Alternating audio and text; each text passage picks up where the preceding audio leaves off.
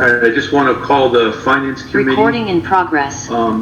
April meeting to begin, to start the session. I'll just take a quick roll. Amy?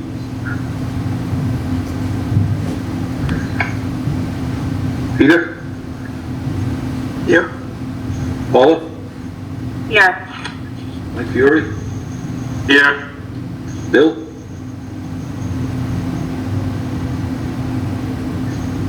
Aaron? Here. Kevin? Zach? Present. Bonnie? Here. Let me just go back. Kevin? Amy? All right, I don't know that right now Kevin and Amy are not in attendance, but they do plan on joining. Renee, I think I saw a couple of people joining, so. I only saw Jack. Yep, we got So Michael. Oh, there's Michael. So, seeing as how it is 7:01, I'll call to order this session of the Select Board meeting on Wednesday, April 14th. Let the record show that 3 members of the board are present. Meg and Christine will be joining later due to work conflicts. So we'll be Lean and me for the first part of this. Perfect. And I just want to note for our minutes that I did see Amy on as well. Here, sorry to be late. No problem. So I just wanted, Mike, before you jump in, I just wanted to ask the Finance Committee if any of them had questions from last meeting at all. Start our meeting off. Mr. Chairman, Zach? just some thoughts from a previous meeting. The way I understand it is FY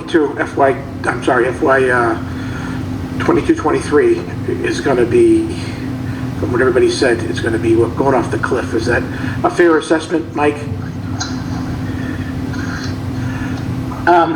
Well, we're trying to survive. I think what the superintendent was talking about, his concern was the following year. Okay, so with that being said, should we be proactive now and make some cuts early on and try to put, let's say, $1 million into stabilization, or wait and be reactive?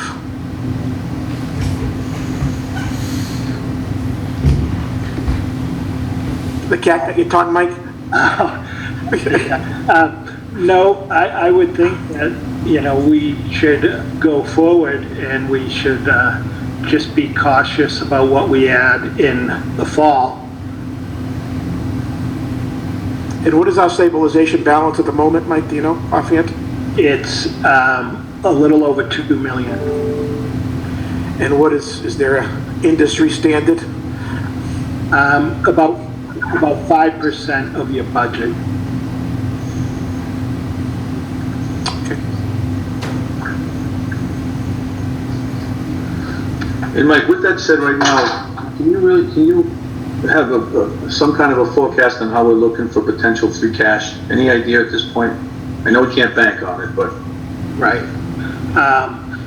I would think right now we're looking at in the area of like 1.7 to 2 million. All right, and our projections for revenue are running on nothing that's going to shatter those projections at this point. Nothing known. No. Okay. Mr. Chairman, may I ask a question of Mike? So Mike, Sure. of the 2 million that are the 2 million that's in there, how much is committed to the budget already? So it's really not, the number's not really 2 million. From stabilization, right now we were looking to use 73,199.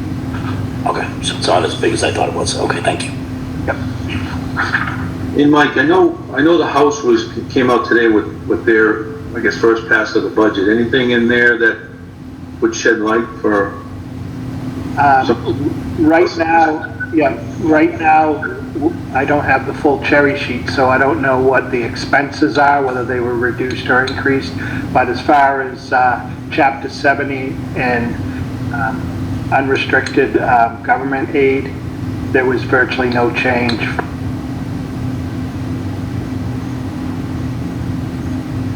Okay. It's your understanding too that there's kind of a joint understanding that that's going to stay put for the most. I mean, it would have to, something major, drastic would have to happen. Is that, you're on mute still, Mike? You're still on mute.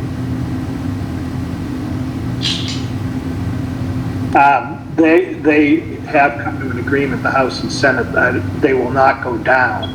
Right. Correct.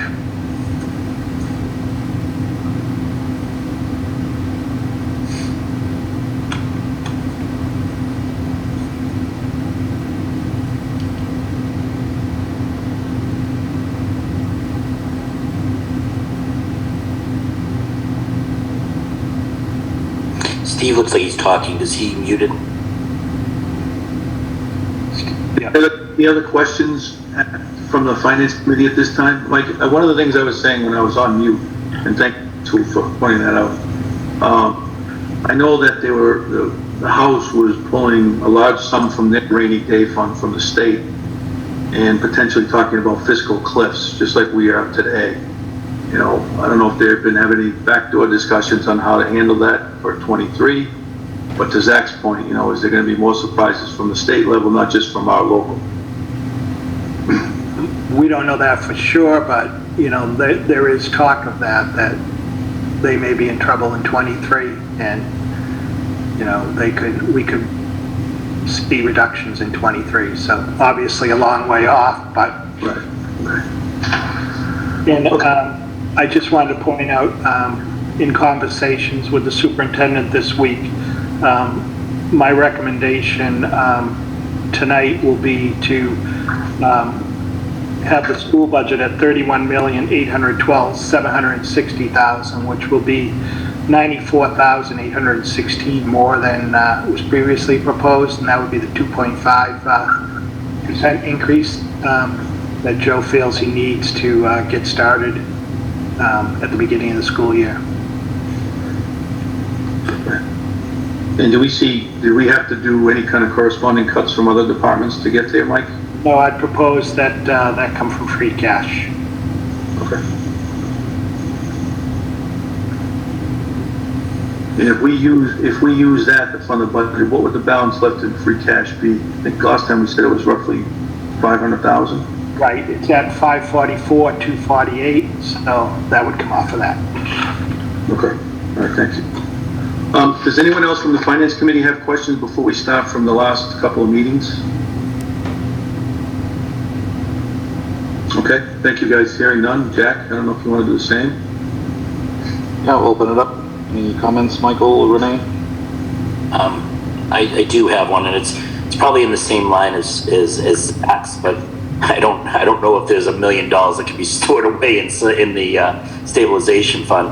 But I am very worried. I feel the schools have taken, obviously, the school choice money for this year and next year, using the ERSA money, using all that. It sounds like they are spending 23, and I feel I'm very concerned that we're putting ourselves in a situation a year from now where we're at that doom scenario that we've all talked about with the schools, and that may just be what it is. But I say this, but I don't know how to fix it either, right? So I know how tight it is. It isn't like the schools can cut, right? I mean, 2.5 is, they've got mandated positions and they've already made those cuts. I'm not sure if there's a solution, but it's something that I'm extremely worried about. And Mike, I would agree with you on that one, but I also think, you know, Dr. Vita came in strong and said that 2.5% would be a budget he would work with. So Okay. All right. I think all the town is kind of has the same discussion, same thoughts. So Yeah, absolutely. And I'm not saying that should be cut anymore. It's just, I think it's we all see it, and it's kind of like a train coming, and I just don't know how to fix it, how to increase it, how to improve it, and if there is even a fix, I guess. No question. I think it's less a train and more that steamroller from Austin Powers where it's just slowly creeping towards you. And you know you can see it, but you can't do anything. Get out of the way. And with all these great analogies, we are tasked with that at hand, so we do have to figure it out to get this budget. So, you know, we have what we have. We're getting, we'll say, a 2.5% increase. Could be $1 million to the budget, but we can't afford just before 5%. So that's our task at hand to get this going. Thank you. Chairman, can I say something, Mr. Chairman? So, go ahead, Paul. Yep. Just along the same lines of the conversation here. So the 2.5% increase for the schools is the mandated increase that they need for the special ed programs. So that means that there is no increase in the general education budget. Do I have that correct? I'm not sure if, I'm not 100% sure on that one, Paul. I don't think Dr. Bayetta split it out that way. Yes, you did. 100% sure.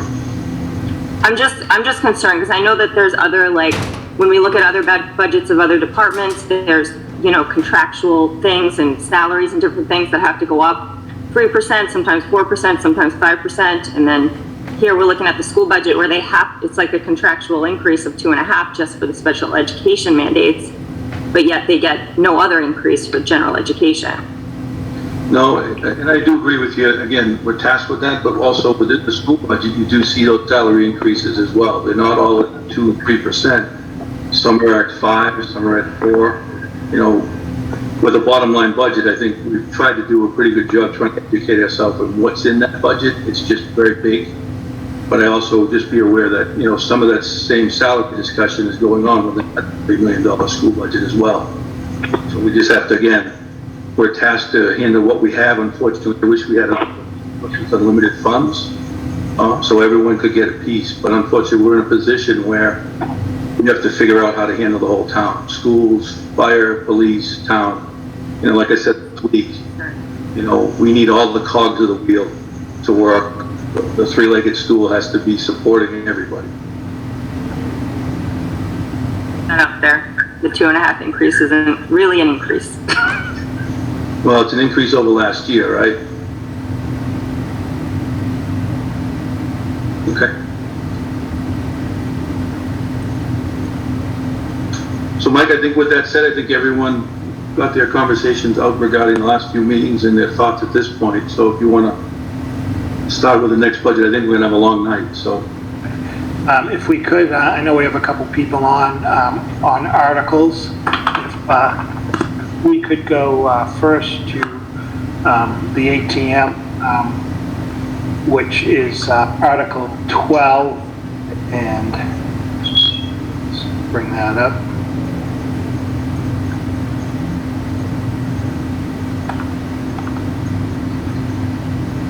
So Article 12 on the annual town meeting warrant is the article to see if the town will vote to expand the purpose for funds appropriated under Article 14 of the October 21st, 2019 meeting may be expended to now also include the areas along Elm Street, the so-called Reed and Barton site, together with all incidental and related costs, including but not limited to expenditures for a licensed site, professional and environmental engineering costs,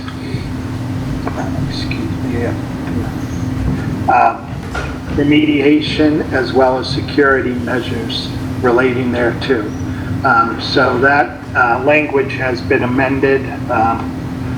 I know Paul Di Giuseppe, the town planner, is on, and we had a meeting earlier this week to amend that language after Monday night's meeting. And I don't know if Paul wants to weigh in on that.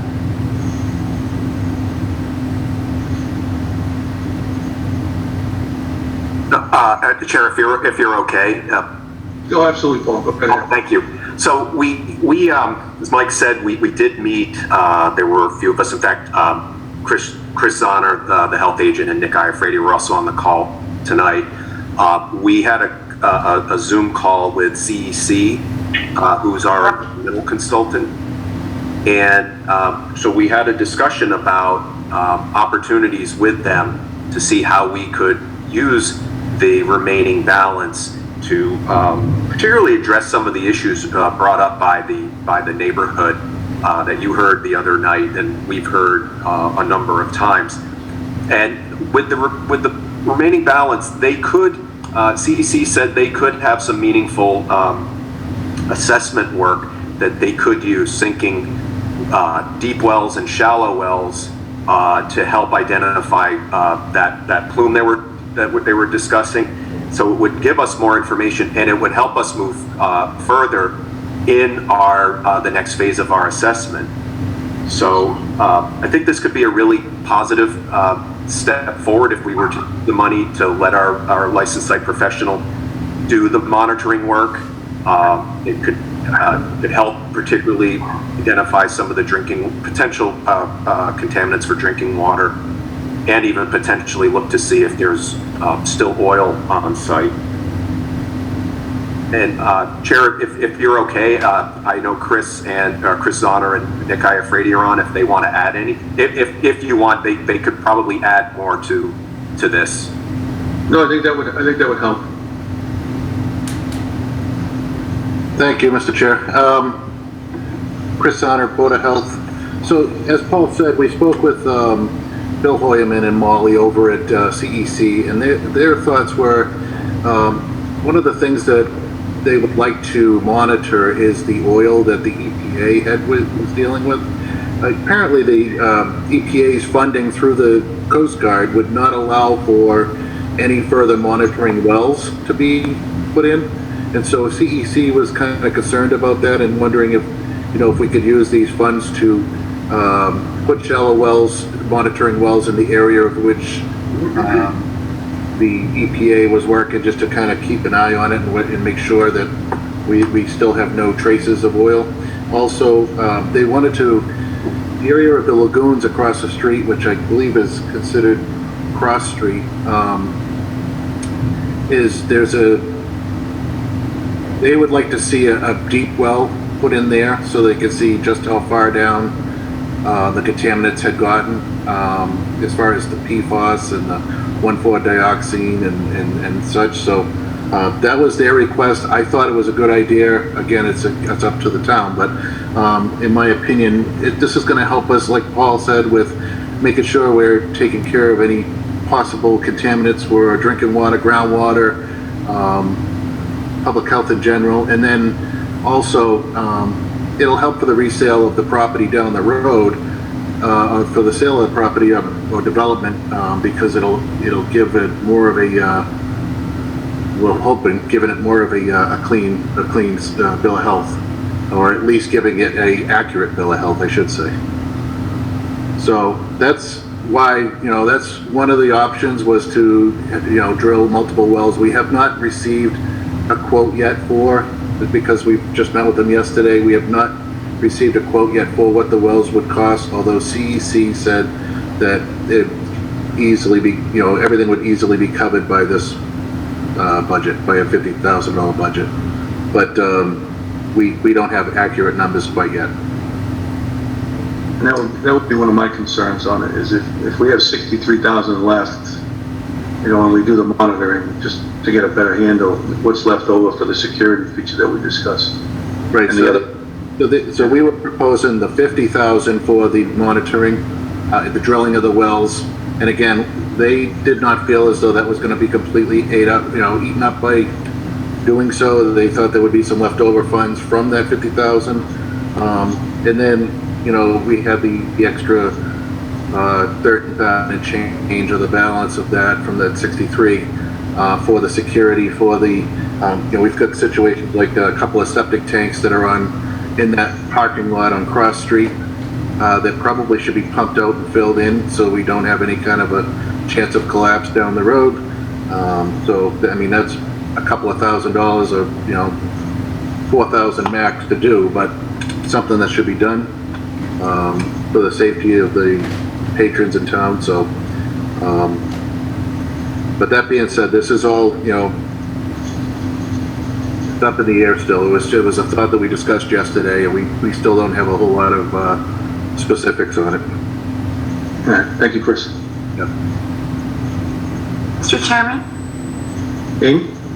I just am wondering if we've taken all of these plans past town council to make sure that we're okay doing these things without assuming ownership of the property, or if this is some de facto assumption of ownership based on the fact that we're going to be taking these actions. I don't know, but pumping septic tanks and drilling wells sounds like things that property owners do, and we don't own this property. So it was definitely something we discussed yesterday with regards to the original permission that we had to get on the site. My mind's going blank, but we had originally had to go to court to get permission to take down that section of buildings. And so that's all that's on that warrant. So that would have to be revised. That's something we also anticipate having to speak to council about. As far as the licensed site professional was concerned, as long as we're staying on Reed and Barton's site, we would not be assuming responsibility for, we did, I don't know what that was. Hope it wasn't me. You know, we wouldn't be assuming the responsibility. If we started doing stuff on town property or other private property and we found something, the town would become more liable. But we're just trying to get a feel for what's on that site, that's all. And none of this is done without going in front of council and making sure we have all the proper permissions to go on site and do this.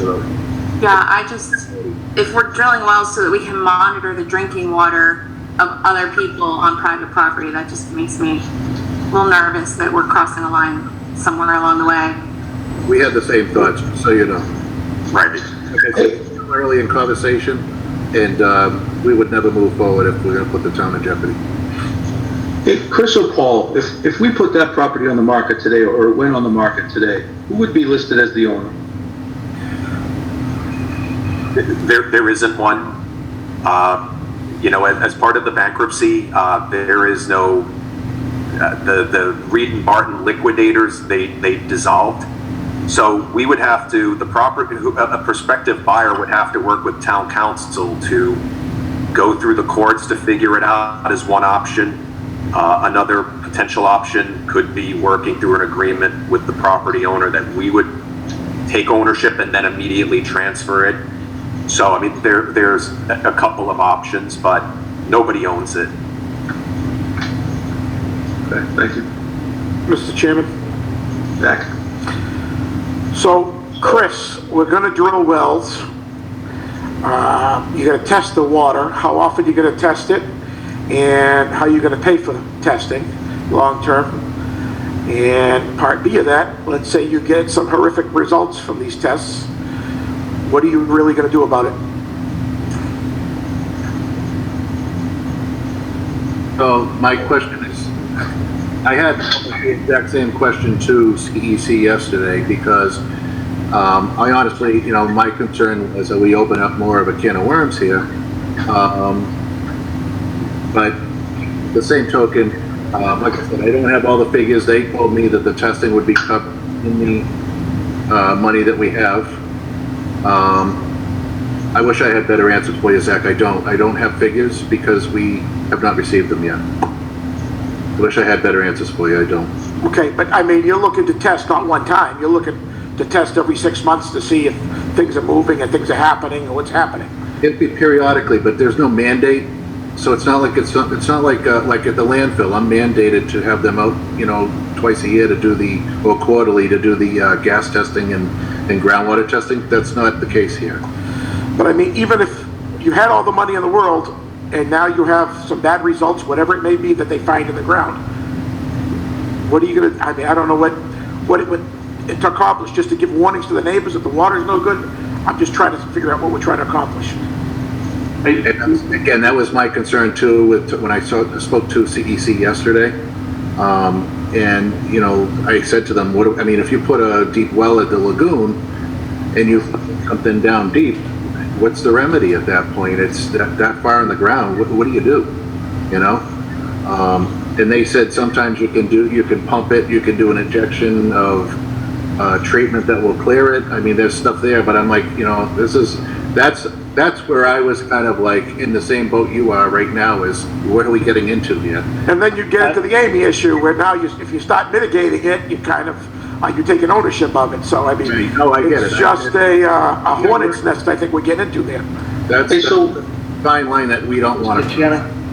So Michael Units, one of the questions I have right now is for this article right now, the article at hand here is not trying to create an actual plan to mitigate, correct?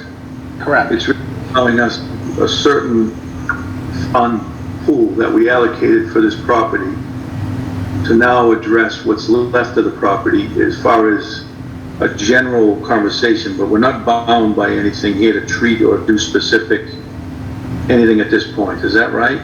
That's right, and I know it's tough to say, but in answer to Zach's question, we don't own the property, so if we did find something there, we would not be liable to clean it up. We would have to do the same thing that happened before. We'd have to go to the federal government, see if the EPA could come in and work again if there was something else that we felt was a threat. If I may interject here, I mean, I hear Zach's point, and I hear Chris's concerns as well. But I mean, the options are we don't do testing, and we don't know anything, or we test, and we know at least what's going on there. And I think we have a moral obligation, if not a legal one, to do that, especially if there's a potential impact to the residents. So, I mean, I fully support the testing and whatever, I guess what's the phrase, come what may. I think we need to know more than we do now. Mr. Chairman, if I may, this is Nick Iafrate, the building commissioner. Yeah, go ahead, Nick. So I think, Jack, Mr. Conway, I'd like to say that I think what we're trying to do here is get a ground zero, if you may, basis on what we have there. With that initial 50,000, and then like you touched on earlier, the remaining 13, give or take, amount of money that we have left would be to fence in place and secure the property as secure as we can. But my opinion is what it's worth. I think we have somewhat of a moral obligation to at least do a little bit of investigative work if we can, and stay on our side of the line without becoming deemed an operator and owner. But what we're looking at is just trying to get a basic idea on what's left there. They have some wells there, and we had a vague conversation with CDC yesterday, not really getting into too much detail because we didn't know, what direction we can go in, and obviously, we have to allocate these funds to a certain extent, but I think it's good for the town and for us to know what kind of mountain we have to overcome if in the future this does become something that the town takes and becomes our issue. So I think it's basic knowledge now to see what we have and then reconvene and decide how we want to go about it after that. But at a bare minimum, we would like to keep the fence in place and keep the property secure. And then if CEC can give us a little bit more information and insight on what's there, I think that's a thing for us to know. So with that said, we have to move on this article to get the bare minimum accomplished. Is that correct? I don't know if that, Nick, Yes. Paul? I think for Mike, that's for you. I think when we have some funds there that we're able to do this, this would give us the ability to at least do some minimum. Okay. So, Steve, if I can add, Sure. Is that Renee? sorry, Bill, just 1 second. So I'm looking at the document that was provided to us from KPO about this site. And I understand, the comments of moral obligation, liability though for the town is something that we need to consider. One of the items on here, it talks about that we have to make sure that we've taken no action at the property which would cause or contribute to a release of oil or hazardous material. So anything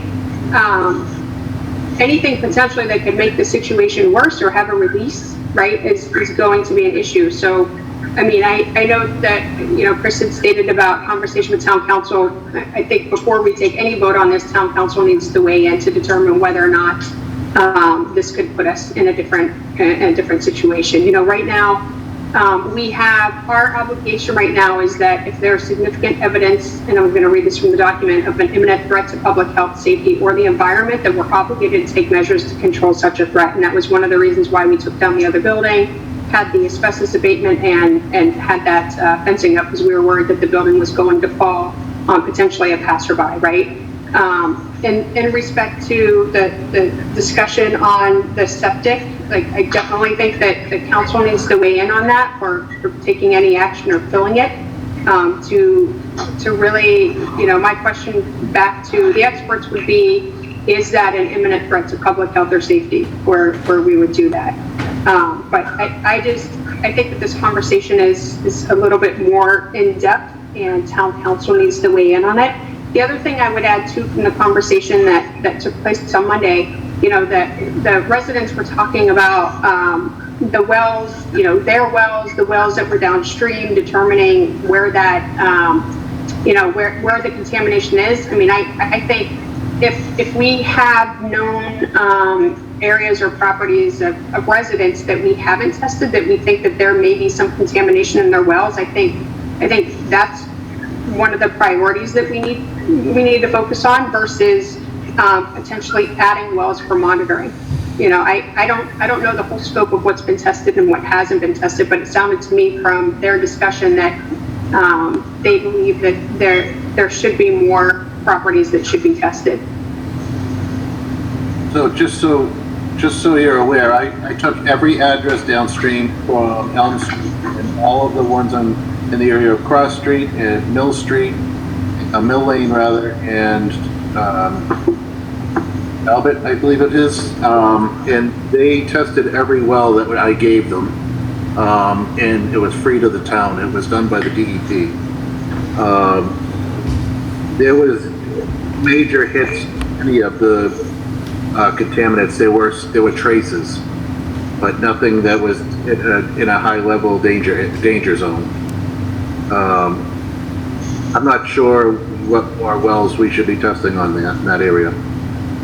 I'm not sure either, Chris, because I'm not that familiar with the area, but that was brought up several times in the conversation. Okay. I just like to make sure that we're addressing the concerns of the residents. If we believe that the contaminant may be farther than what we tested, right? Yeah, I don't think that that's the case based upon what the DEP's telling me. I put the request in for them to do the extra, I think it was 5 or 6 recent ones that they most recently did. I don't think that they feel it's gone any further. Again, the concern that the CEC was telling me with the oil situation, like in the EPA area where they were working, is, you know, the situation like that, most hazardous waste cleanups, they would have monitoring wells installed.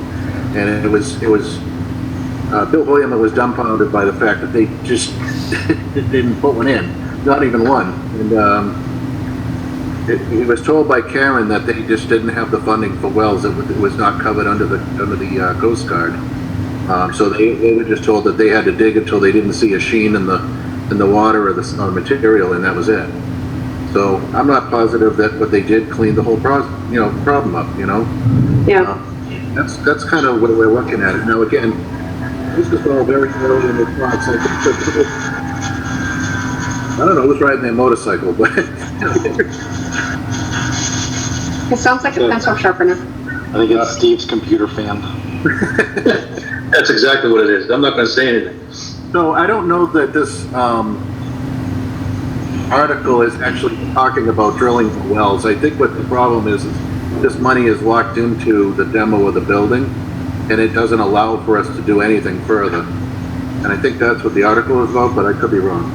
No, Chris, and thank you. That's what I want to make clear. I just want to make sure that this article is doing nothing more than allowing us the freedom to take some action. We don't know what that action is yet that has to be addressed. But at some point, we need this article to reallocate that $63,000 to handle the rest of the building, but we don't have a plan in place. So, is that right, Mike Units? Yeah, I think when we first talked about this, and I know Nick can weigh in, we wanted to make sure that we made that building secure, and we also wanted to make sure that we had fencing around the perimeter of the site. And that was the main focus and why we first wanted this article. And then at the last meeting, there was some discussion on doing testing. But Nick, if you want to weigh in on that. Yeah, thanks, Mike. So, yeah, Mike's right. Initially, this came up in regards to keeping the site secure, and safe with fencing. The border of the building is debris pile on the high side that I think we've talked about in previous meetings with the select board that's going to be removed this week or next. So, you know, I think what we're looking to do is like Christian kind of led to, and Mr. Chairman, you had mentioned that we can free this up to even just have the opportunity to do some other things other than just the demo of the buildings that it initially was created for. You know, what those items become aside from securing the property is obviously up for discussion before anything gets done, but I think that's the main goal. We obviously have to keep that site secure, and then what we do from there is obviously going to be discussions down the road, but that's kind of the gist of what how this all came about in discussion with us at the town hall. And Mr. Chairman, if I could. Sure, Michael. Just ask Nick. Nick, if this wasn't Reed and Barton, it was any other abandoned site in town that was open to the weather, and you would be required to secure that building, and if there was a danger of a build like the factory, the old Twee factory, we put a fence around that. There was an owner, fortunately, there that we then go after for the cost of all that. But if you would be required to secure the building and secure the site by law. Correct. And with Reed and Bart not having an owner, you know, unfortunately it falls on, I don't want to say falls on us, but for nobody else to point the finger at to take the lead on this to secure that site. Yeah, absolutely. So typically if there's an owner, it would be required by me to the owner to secure the site with board ups and fencing and so on and so forth. I don't think anyone is arguing that point. I think we all agree that we need to take security measures to secure, you know, to secure the site and make sure that we don't introduce any additional issues. I think it's everything else in the conversation, right? Yeah, you're right. And I think that was just one example, you know, because we did have such a recent conversation with DEC. You know, and again, that's not the only thing we're looking to use the money for. There are other things we could potentially use that money for, but you know, through discussion with Chris, Paul, myself, and CEC, that was just I guess that's just the most recent example that we figured that was proposed. But it doesn't necessarily have to be for the monitoring wells. It's just you know, to be able to use it for things other than the demolition of the Elm Street buildings is what we're looking to do. So, Mr. Chair? Is it Bill?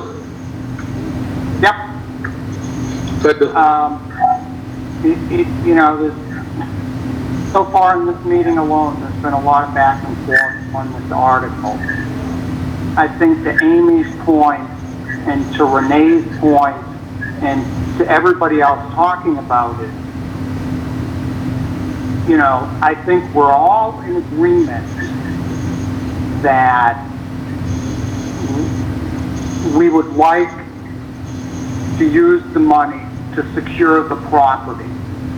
Anything beyond that in this article, I would recommend be stricken until we have a better understanding legally, if we do anything, what the ramifications are. So if you want 63,000 for fencing and, you know, someone breaks in to repair the break-in, I'm all for it. But all this other language about environmental engineering and environmental remediation, I don't think you want to touch until we have more information. And, you know, that's kind of where I stand in this article. My only point on that, Bill, and everybody else, is just if we make it so restrictive, we may not be able to get anything done on this. So it sounds to me that we need step one, which would be to move on this article, however it falls. And Jack, I don't know if you guys are ready to do the same thing. We have to move the article to at least get something moving so that the funds can be reprovisioned to address the step one, which is to be determined.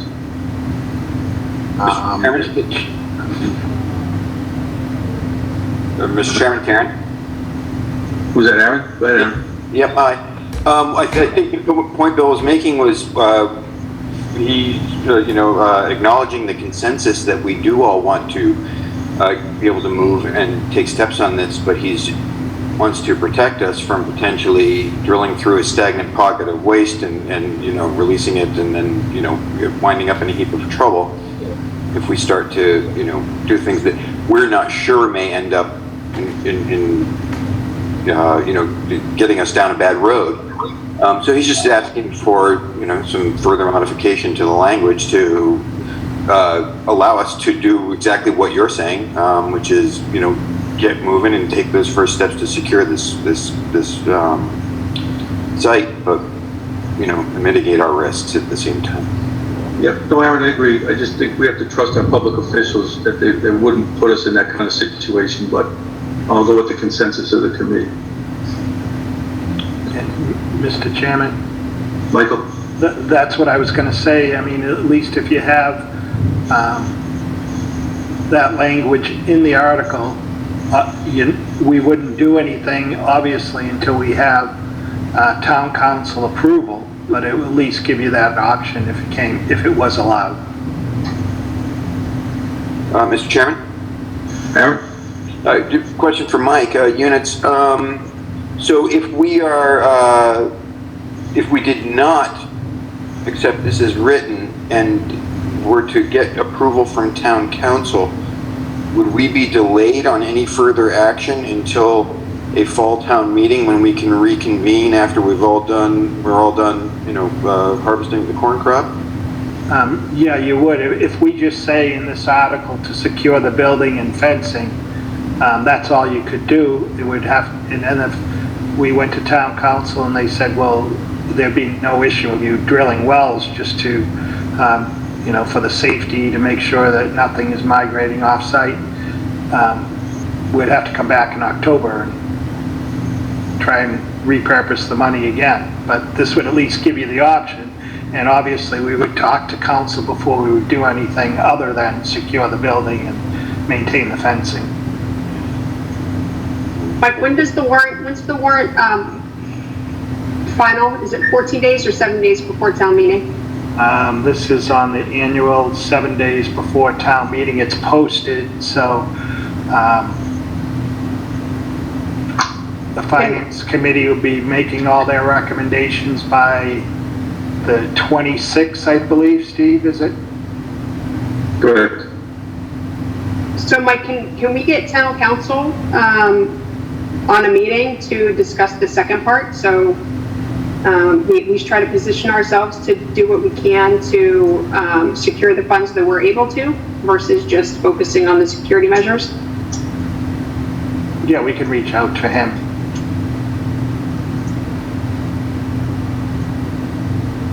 I'd be comfortable with that approach as well. We do have some days to do that, and I would err on the side of having the flexibility to go on with approval rather than waiting 6+ months for future authorization. But since we still have 12 days before this needs to be locked in, I agree with town council.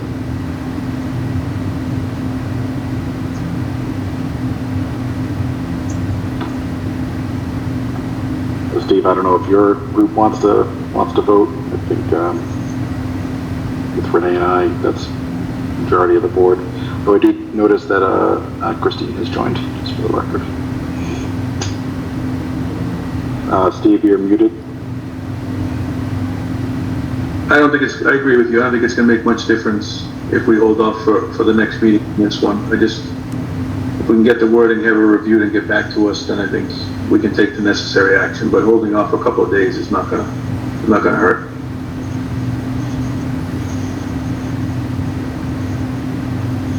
So I guess, Mike, with that said, I just want to, as we went through our first discussion, it was 45 minutes, so next one. Yeah, the next article is on the ATM warrant, Article 17, and this is also a zoning article. Let me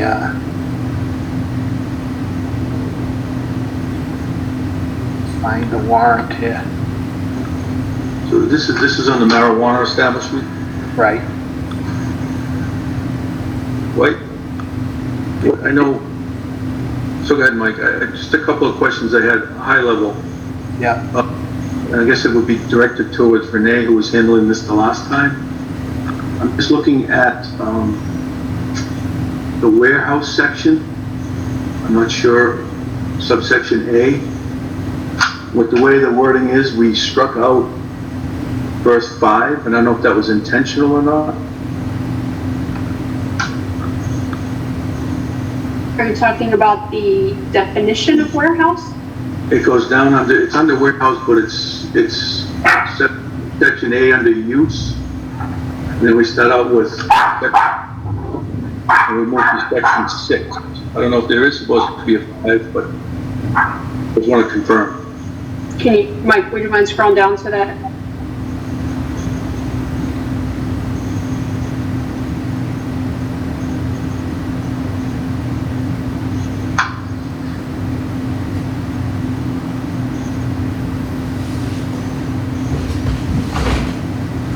What section are we going to? Keep going down, Mike. Yep. Keep going. Keep going. Hold on, right here. Go up a little bit. That section before use regulation, before Article 4 itself. The paragraph. I just want to make sure, is it supposed to be a section 5 here, or is it just what does it matter? It is. It goes 4, 5. The second, the strike through is on the third line. Hold on, let me annotate here. Okay, all right. It's too small here. I see it. Yeah, it's right there. Perfect. Thank you. You're welcome.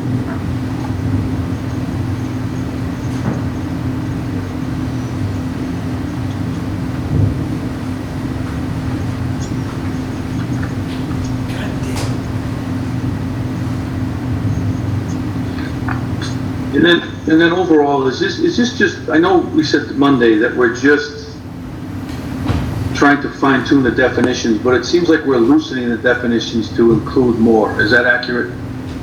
So what happens, Steve, is after we approve the bylaw, so if I can take you back, right, we expected to have this in front of Springtown meeting, and we moved it because of the pandemic to Fall Town meeting, so we approved it in October. In November, the Cannabis Control Commission came out with new requirements for a delivery operator and a delivery courier, which we did not have within the bylaw. So the definition that we took was more encompassing from the CCC than being general from the original definition. And then those that they added within their regulations in November that specifically refer to the delivery operator or delivery courier services. Those are the definitions that we added. So within the bylaw, when it's referenced, people don't have to go back to the Cannabis Control Commission or MGL to see what the actual definition is. We just put it within the bylaw itself. So those are the additions of the definition specific to the new regulation from the CCC. Okay. And Paul, from a planning board perspective, you're fine with the change in the documentation, the bylaw itself? Yes, and the planning board did vote to support the language as written in the warrant. Okay. Okay, thank you.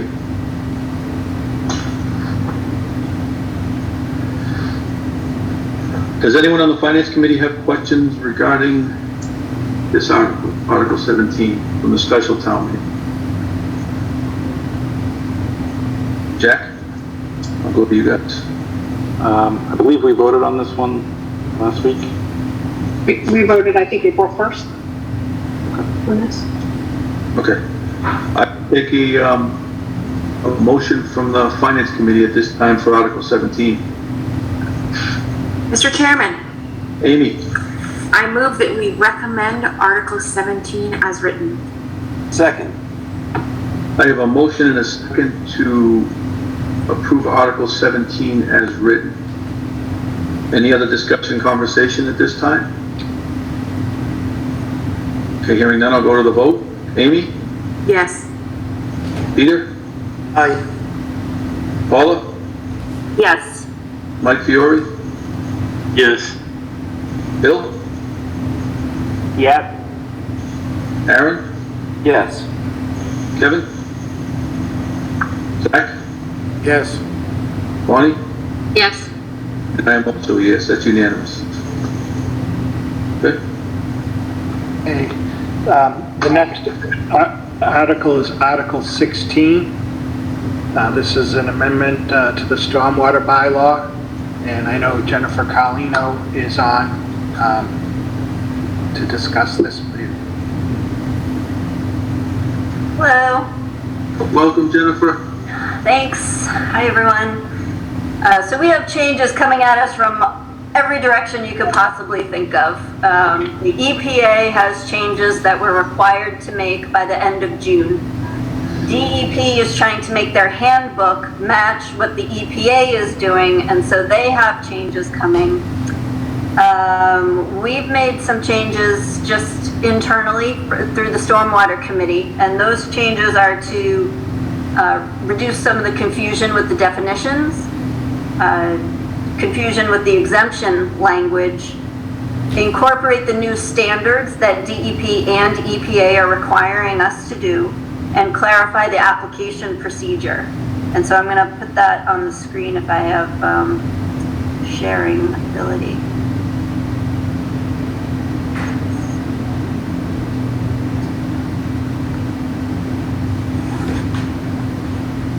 And for some reason I thought it was Article 22, but let me know if you can see this. Is it on the screen? Yes. Okay, great, thanks. How would you like me to do this best? Do you want me to just go page by page, or do you have specific questions? Because it's a long document. I just want to make sure I'm doing what you would like. Yeah, I think from our perspective, it was a pre-read. It was handled in our documentation, but if you wanted to give a high-level overview of what the changes are, I don't think it's going to be necessary to go page by page unless anyone disagrees with me.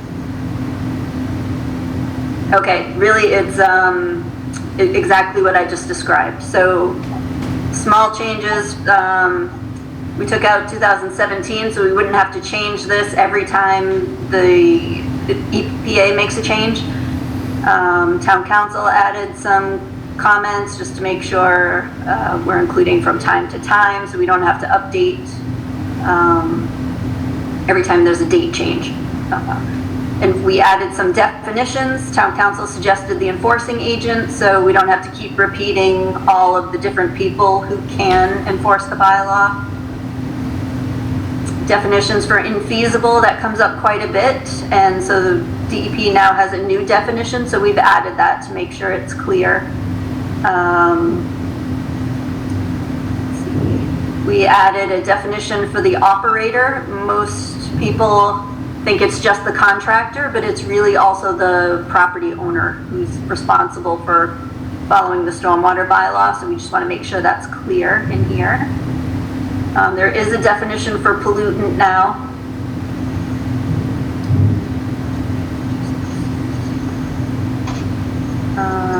All of these are pretty minor. Under the exceptions and exemptions, there was some confusion about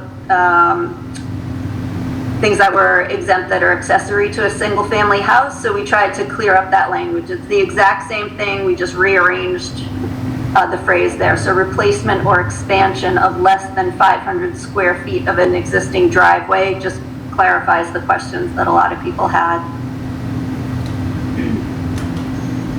If there's hydrant flushing by the water department, we also recognize that the fire department might need to do that as well. We added them as an exemption.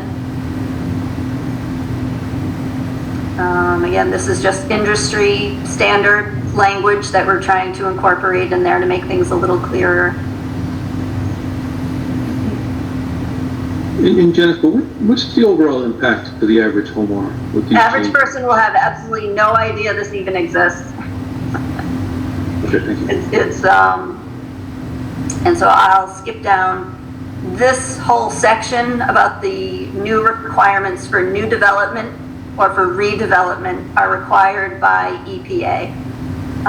It should make things a little bit easier for businesses or anybody who has to comply with the stormwater bylaw.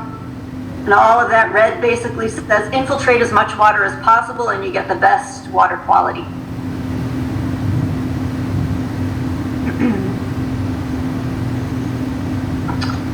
The application procedure, there have always been three options. There are things that are exempt, things we can do with it with an administrative approval, and projects that require a stormwater management permit.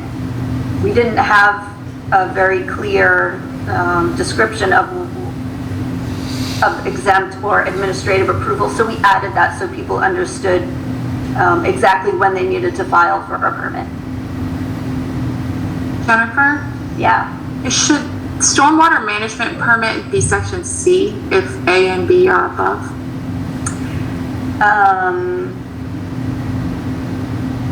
Yes. Yep, that's correct.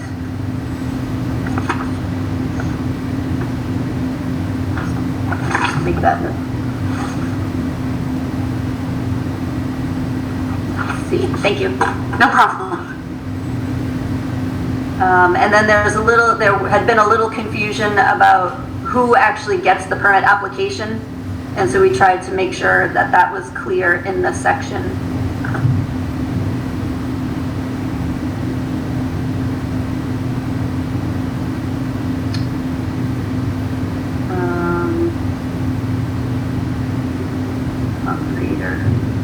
There was a technical thing about a surety instead of a bond. We were using the word bond when it should be cash escrow, so that made things clearer. If the town accepted a road with the drainage structure, we did have cost involved here. We took that out because we don't have rules and regulations yet, and that's more appropriately in the rules and regulations. And then town council had just said we could name the enforcing agent instead of listing conservation, planning, building inspector, everybody who would be involved in that, just to simplify things.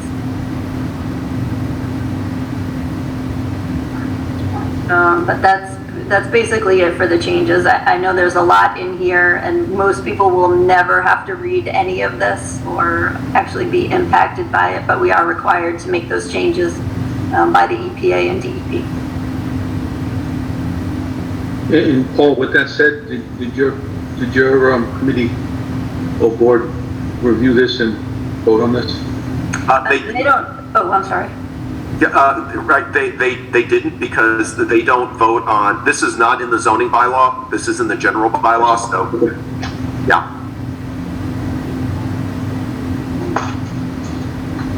But Jennifer, you said town council has reviewed the recommended changes? They have, yes. Okay. Does anyone on this committee have questions for Jennifer pertaining to this article at this time? Okay, with none, Jack? Yeah, we'll open it up to SelectBoard. Jennifer, sorry.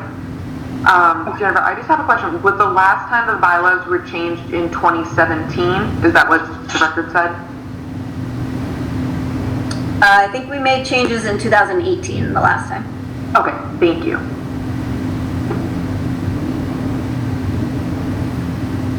Anybody else from this side?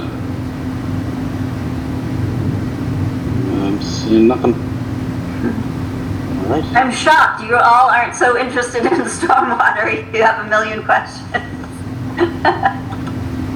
I think you should take that as a sign that we trust the quality of your work. Thank you very much.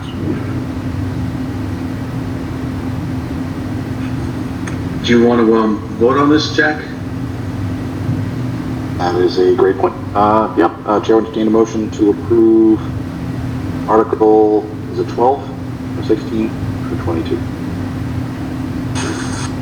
No, I was originally told 22. That's why I wrote it on there. So, I don't know which number. I'm showing 16 on our documentation. Chair would entertain a motion to approve Article 16 as presented. So moved. Seconded. The motion by Renee and a second by Christine. Go to the vote. Christine? Yes. Michael? Aye. Renee? Yes. And I too say yes. Thank you, everyone. So I'll entertain a motion from the Finance Committee to approve Article 16 as written. Mr. Chairman, Amy? I move that we recommend Article 16 as written. Second.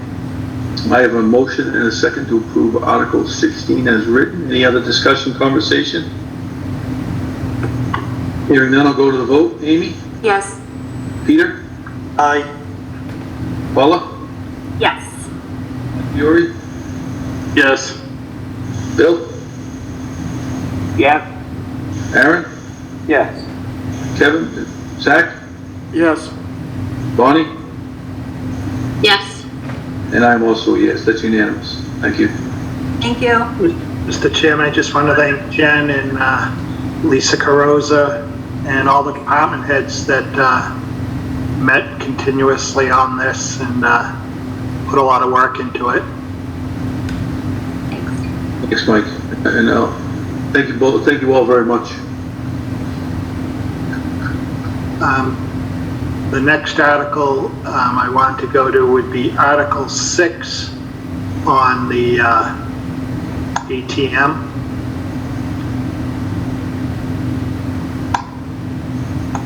And this article is to rescind borrowing that was previously approved, and this is $700,000 that was authorized for borrowing for the East Main Street sewer project. And this was at the last town meeting. It was voted to utilize funds from the Reservoir Street project, the Elm Street project, and also from, and I'm on the wrong article, but, and there was a project on East Main Street that the Water Commission had money left over from.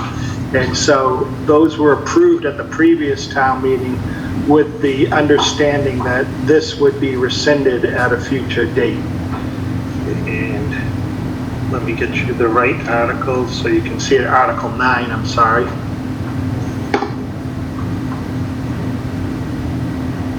And so at the last town meeting, they voted to use the money from those other projects for the East Main Street project with the understanding that this would be rescinded at a future meeting.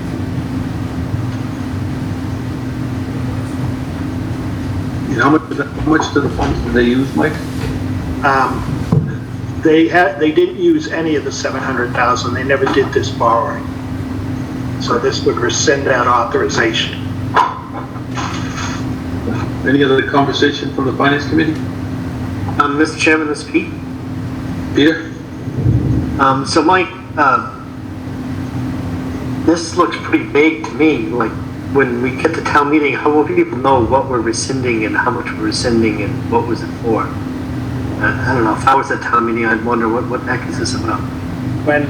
When you make all your recommendations, the warrant will have the articles plus your recommendations on there. And in the recommendation, it will spell all that out. Okay, thank you. So Mike, is that going to be the recommendation of the motion? It will be in the recommendation Okay. and the motion also. Any other discussion from the finance committee? Jack? I'll open it up. Anybody?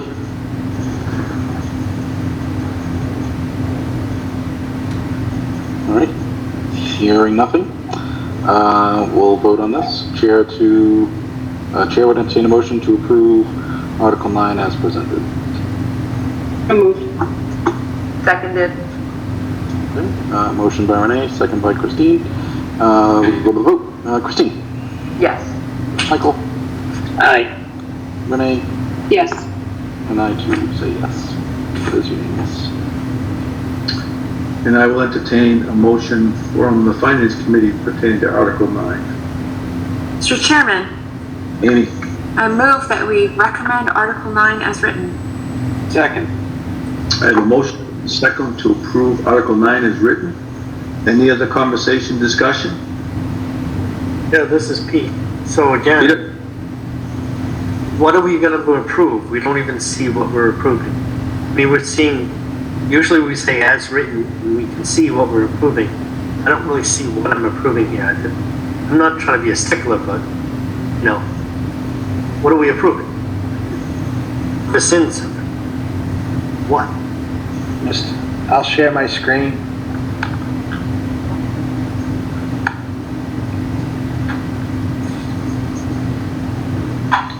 So you'll be rescinding the authorization to borrow $700,000 that was voted under Article 12, and let me get the town meeting on that.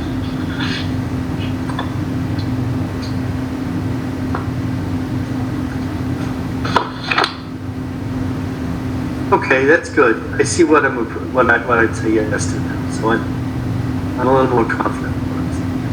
Thank you. This is good. Any other discussion, questions? Mr. Chair, Bill? so to Pete's point though, shouldn't this be in the article to just be a little more specific? I can see from other, attachments, this is what it is. But, in essence, we're just voting on a one-sentence thing that says rescind past approval. I would think the warrant would be a little more specific. So Mike, can this be included some other than? We will include it in the warrant, yes. Okay, thank you. Bill, you good? Does that answer your questions, Bill? As good as I can be on Wednesday, the April 14th. Excellent. We hope it's the same on May 8th. All right, we have a second. We have a motion and a second to approve Article 9. So I will go to the vote. Amy? Yes. Peter? Aye. Paula? Yes. Mike Fury? Yes. Bill? Yes? Aaron? Yes. Zach? Yes. Bonnie? Yes. And I am also a yes. That's unanimous on approving Article 9. And I'd like to go to the special town meeting warrant.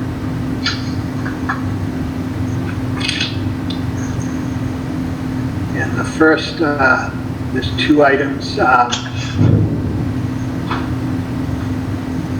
on the special town meeting warrant, and Articles 14 and 15. And I'll share the screen if you want.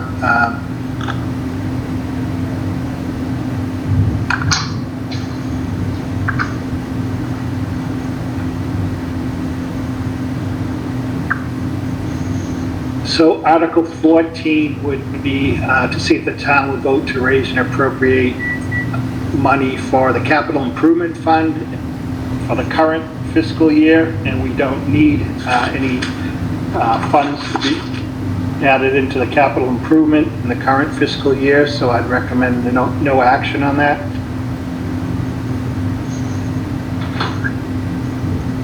Okay. Any conversation for the finance committee? Jack? Mr. Chair? Bill? Mike, how much is in this fund at the moment? There's $332,968. And you know, do any of the agencies or what's the recommendation, you know, that they'd like to see in this type of fund? We're going to add, you already voted to add 600,000 in the annual town meeting warrant. So this would only be if we had to, if a project that was currently being done this year ran over, this would be to put funds in there for that. Okay, thank you.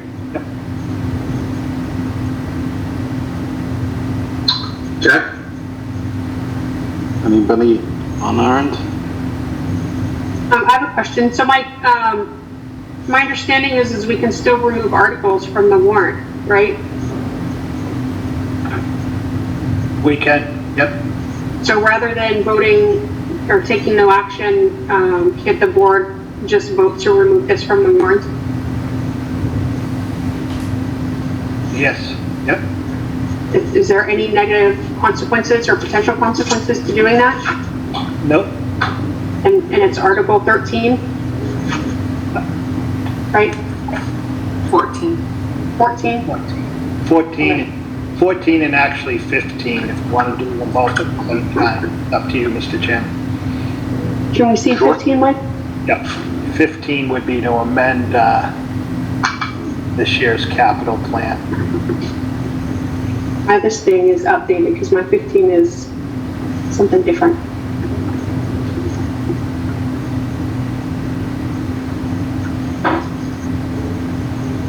Jack, if there's no further discussion, I'll make a motion.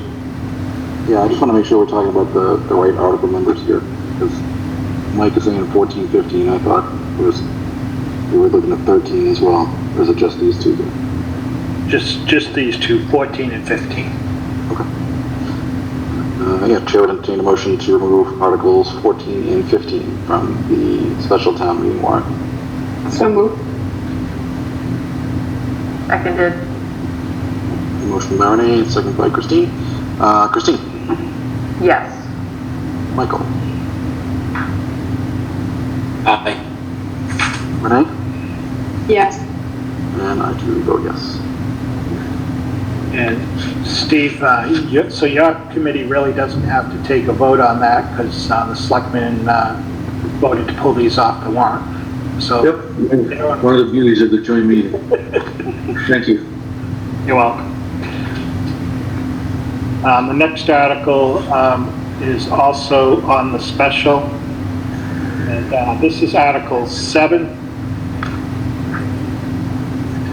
So this article is requested by the highway superintendent. He's had a good deal of items disposed on the sides of roadways that he's had to pick up, and he has to dispose of those. And he normally used his recycling fund, but he does not have enough in there to cover everything that he's been picking up. And he's requesting that you approve $3,000 from free cash to help him with that.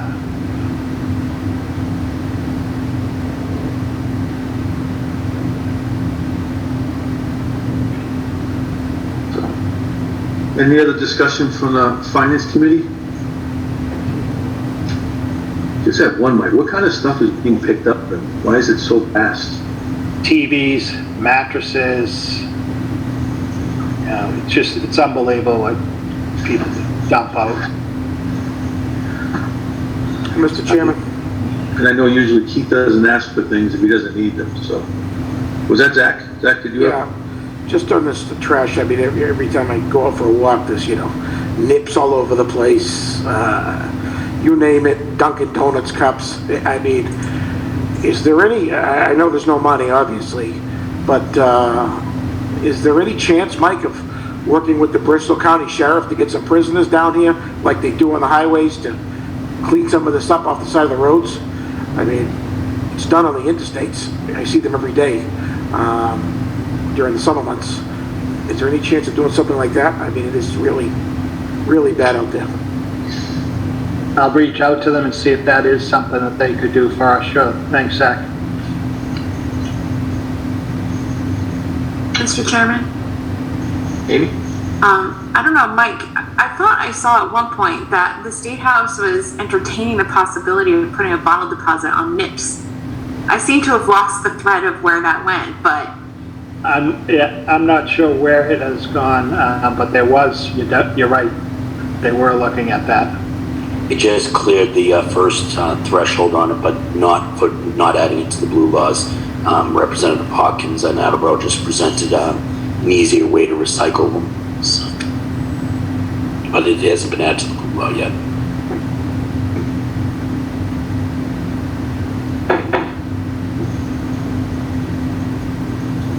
Jack, I don't know if you want. Yeah, I have some questions, but I'll open it up to the group. Jack, just one question. For the final warrant, we're going to have the $3,000 from free cash in there? Yes. Thank you. So, my question is, I've seen a lot of these things pop up. As Zach said, you can't walk around anywhere in town without seeing some semblance of trash. What is the process if somebody sees something large? Do they call highway department? Do they call you? They call the highway department. Okay. And I know it's been, I think, 2 years since our last community cleanup day. Is there any chance that we might be able to do something socially distanced this spring to try to get some of those nips and bags of dog poop and whatever else? I don't know if there's a possibility of pulling that together so quickly. That normally we would be having it right around now before all the brush starts growing. And we really didn't do it this year just like last year because of the concerns with COVID. Okay. Hey, Mike? Yep. If we wanted to coordinate something where people just went in their neighborhoods, would we be able to get the highway department to pick up bags? Yeah, that's when we normally have the cleanup day. If people volunteer to do that, they go to the highway department and get the bags and let the highway department know where they're picking up, and then they'll go and pick the bags up. Okay, thank you. Maybe Jack, we take that away and talk about something we can do at another meeting. Yeah, I like that idea of a decentralized, do your own neighborhood pickup. I'd be able to get that together sooner. Good idea. All right, if there's no other questions, Chair will entertain a motion to approve Article 7 with reference to the $3,000 funding from the free cash. So moved. Seconded. Motion from Renee, second by Christine. Christine? Yes. Michael? Aye. Renee? Yes. I too vote yes. And I'll entertain a motion from the Finance Committee to approve Article 7. Mr. Chairman, Amy?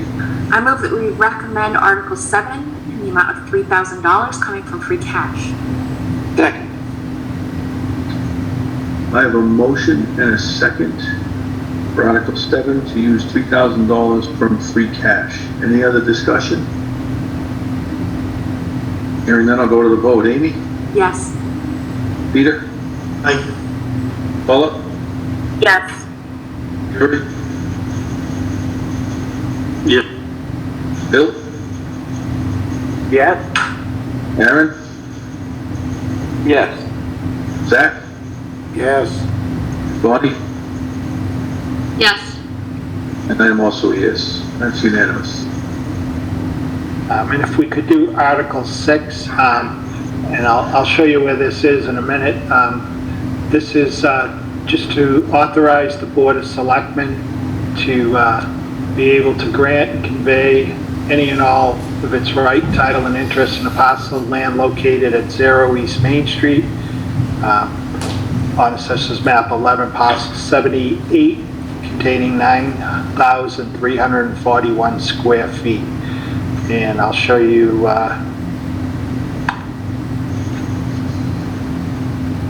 can you see the map now, Steve?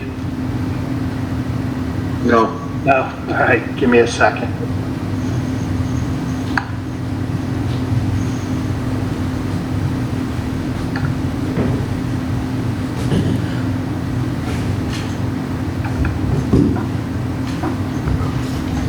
Is that sharing now or not? No. Okay. It's the parcel directly across from Leonard Street that is the entrance into the property that was rezoned, is been asked to rezone, and you approved for industrial use, and MassDOT presented to you the other day. So this is that small parcel of land that would allow the roadway to go in there. So this is a parcel that was at the very front of that lot, directly across from that. Correct. Okay. Any discussion from the Finance Committee regarding this article? Jack? All right, anything on our side, guys? No, I can show it if anybody wants to see it. That would help. Okay. There's nothing you can really do with this property. If you, at Dunkin' Donuts, if you look at a white fence over the right, that's the property, if I'm not mistaken. Number 78, correct, Mike? Correct, yep. So this is the exit 10, 123. Blue stars here. The sock shed, I believe, is here. Yes. We can change the look if we want. Thank you. Thanks for pulling that up for me. You're welcome. Without any further question on the select board, Chair would entertain a motion to approve Article 6 as written. So moved. Seconded. Motion second. Christine? Yes. Michael? Aye. Renee? Yes. And I, 2 votes. And I'll entertain a motion to recommend Article 6 as written from the Finance Committee. Mr. Chairman, I Amy. move that we recommend Article 6 as written. Second. I have a motion and a second to recommend Article 6 as written. Go to the roll. Any conversation? Go to the roll. Amy? Yes. Peter? Aye. Paula? Yes. Mike Fiore? Yes. Bill? Yes? Aaron? Yes. Zach? Yes. Bonnie? Yes. I am also a yes. That's unanimous.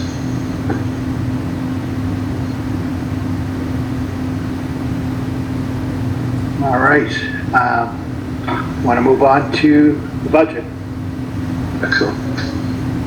I want to thank you all for taking all the time you've taken on this and the meetings that you had with all the department heads.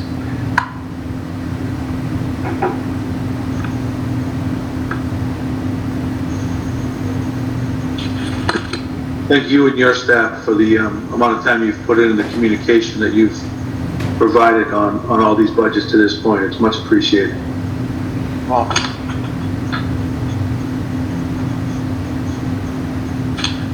And so this page would be all the select board, the town manager, the finance committee. You already voted on finance and reserve fund, and then town accountant, assessor, and treasurer collector.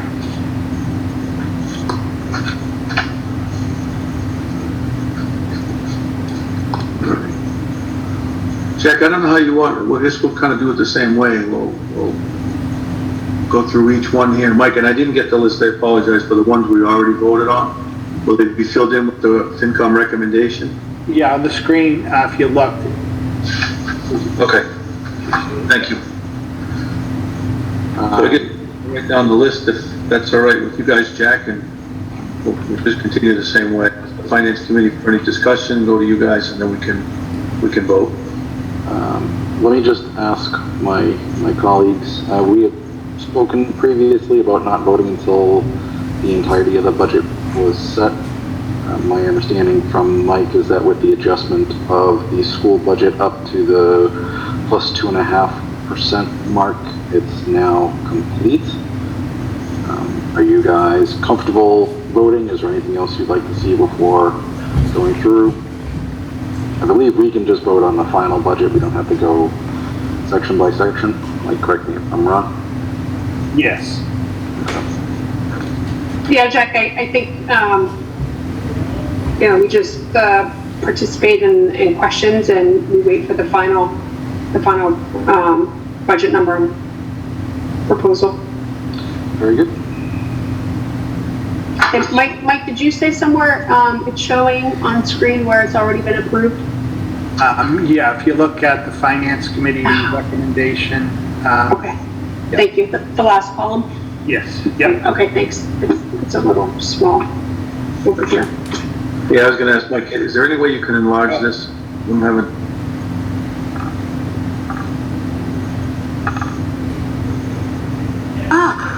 That's Look at that, holy moly. Bunch of old people. Take my glasses off now.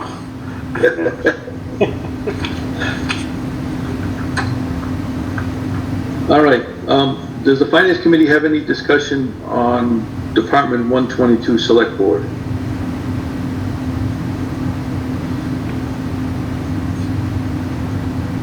Okay, hearing none. So Jack, I think if I understood right, you guys are good as we go each one. You'll just, if you have questions, you'll ask those as we go forward. Is that correct?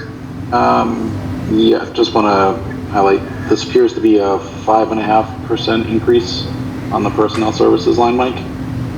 Yeah. Yes. 5 up, 5.5. What's driving that? Is that a contractual increase?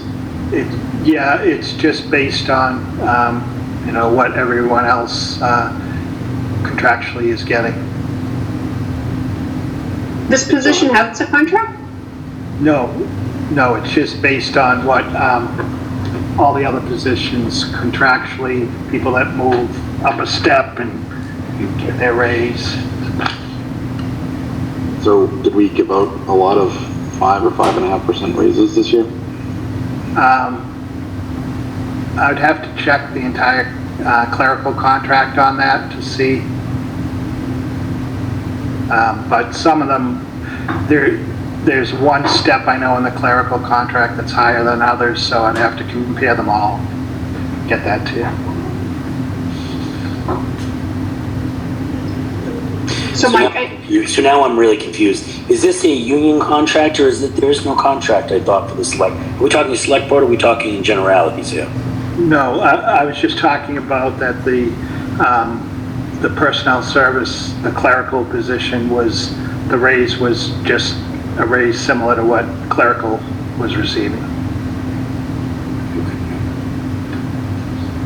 that's percentage, not dollar amount? Right. So, I mean, I'm going to go back to our discussions that we've had over the past couple months about keeping people employed and keeping the increases in the 3% range. Because I just, I don't remember specifically some of the other amounts, but I don't remember this particular one, being at the lower end where we would have a justification to do beyond 3%.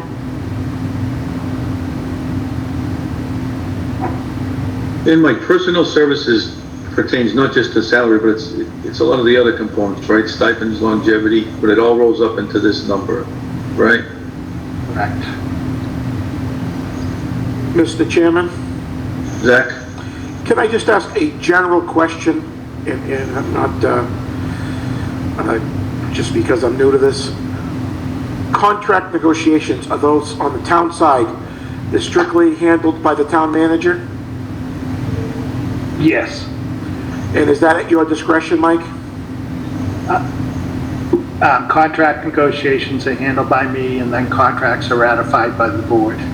Okay, okay. And on the school side, they're handled by the superintendent and ratified by the school committee? Is that the way I understand it? I would assume, I don't want to say for sure, but more than likely, yes. Okay.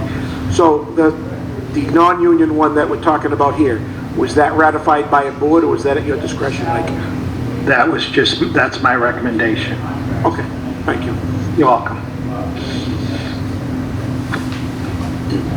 Mike, maybe there's, on the 5% that are non-contractual, what is that for everyone in town hall? Estimated, what does that equal? 5% versus 3.5%, what's the difference in that?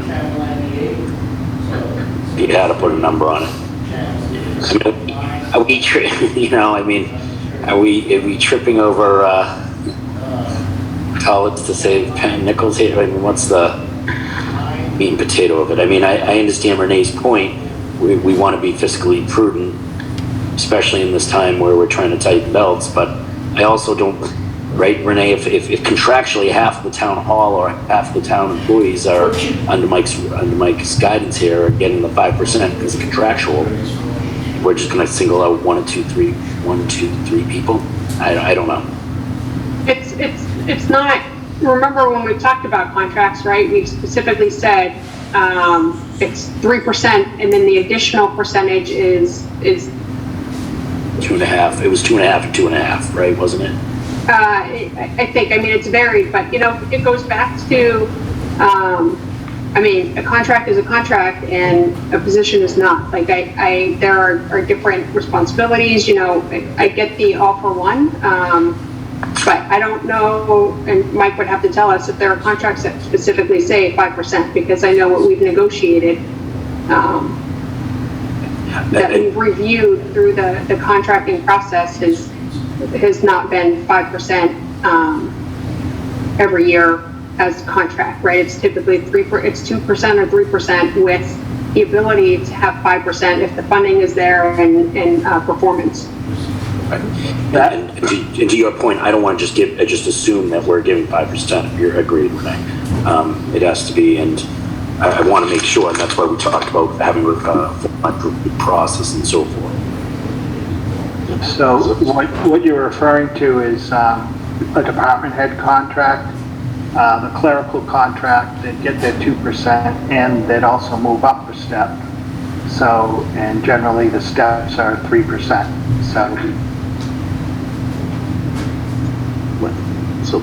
Okay. I'm looking on my spreadsheet here that has the percentage breakouts, and so obviously on this line it's 5.5%. For the town manager personnel, it's 3.42, town accountant, 4.26, assessor, 7.22, treasurer collector, 5.3,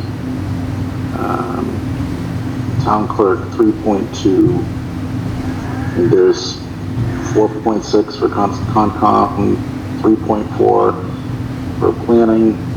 And what I'm seeing is that 5.5 seems to be on the higher side of things across the board here. And I realize, let's be honest, it's $3,300 in the $60+ million budget that we were talking about. It's barely a rounding error, but I think working to those percentages and understanding what is sustainable over the long term is more of the general point here that we're trying to make. And So like you were saying with the assessors, I think you said assessors was 7 point whatever. That's probably because they probably had a couple people in there that moved up steps. So that's why theirs was that high. I think it's just important to understand like everything holistically and making sure that there's a reasonable trend line, and that 5.5% for a single position that jumped out at me, especially when it's a non-contracted position.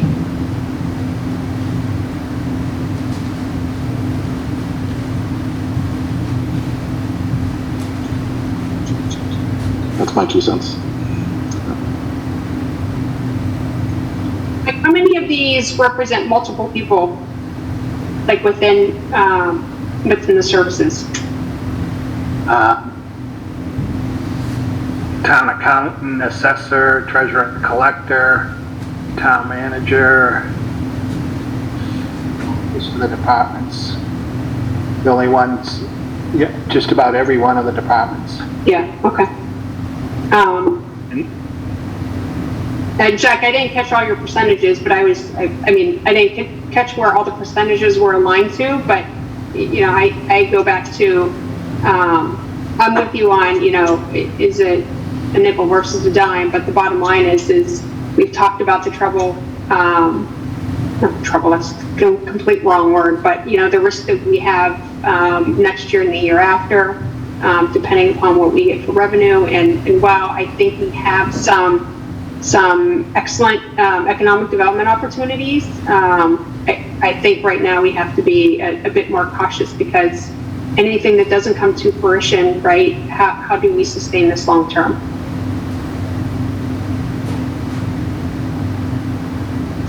And my follow-up question, Mike, so that $3,331 increase, is that 100% salary bump? Are there any stipends included in there? Any longevity bonuses?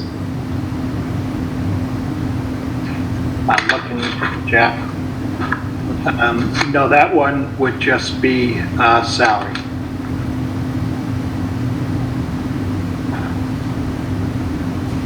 And I know if you looked at clerical, like the union contract last year, a lot of them were higher than that because there was an adjustment in the clerical contract where they dropped 2 steps. So everyone moved up significantly higher than that. And I know there were some adjustments made through the contracts this year, yeah. So.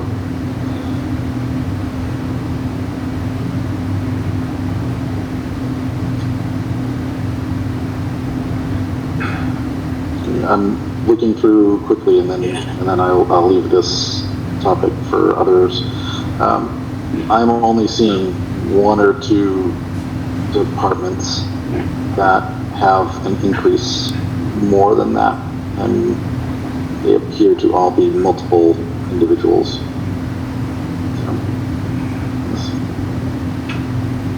And those, I'm sorry, Mike, I want to ask again, the multiple individuals, some of those could be clerical union and some of them could not, correct? Yes. Yep. Is it a safe assumption to say that the clerical union are lower salary brackets than the others? I'd have to, I can look at that, but I mean, it's, you're looking at positions of maybe greater responsibility than other positions. So it's hard to compare that. The clerical contract has several different categories. You have administrative assistants, you have principal clerks, so it's really hard without the contract in front of me to. Right. No, I understand. And I asked the question, it's unfortunate on this particular one that it represents one person, because it's certainly not to single out any one person, but it's to understand across personnel services. Again, right, like, we need to be prudent in our approach on this, and even if we can make the budget numbers match this year, that doesn't mean that over time we're going to have that same ability. And so I just think long term, I don't want to put us in a position where we have to have any sort of reduction because we can't fund positions versus trying to do our best to keep people employed and provide them with something, right? It's obviously it's a difficult time. So that's my thought overall. And I think I've, relayed that throughout this entire process.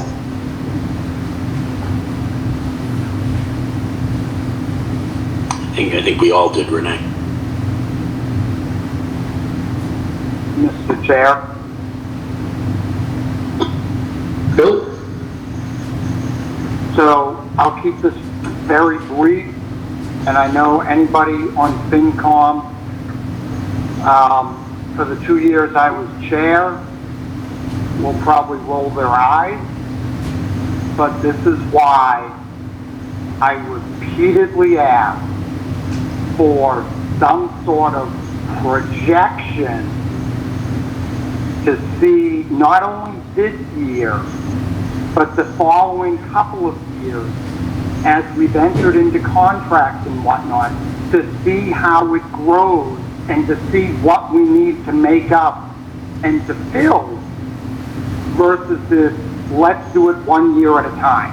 Because this is insanity to try to think of this year, but know that next year could be better or worse. But we don't have the information which we should to make a better decision. And I can't keep repeating this, and I don't know why we're not getting any traction to get this information. I really don't. So, Bill, can I just ask, Mr. Chairman, Mr.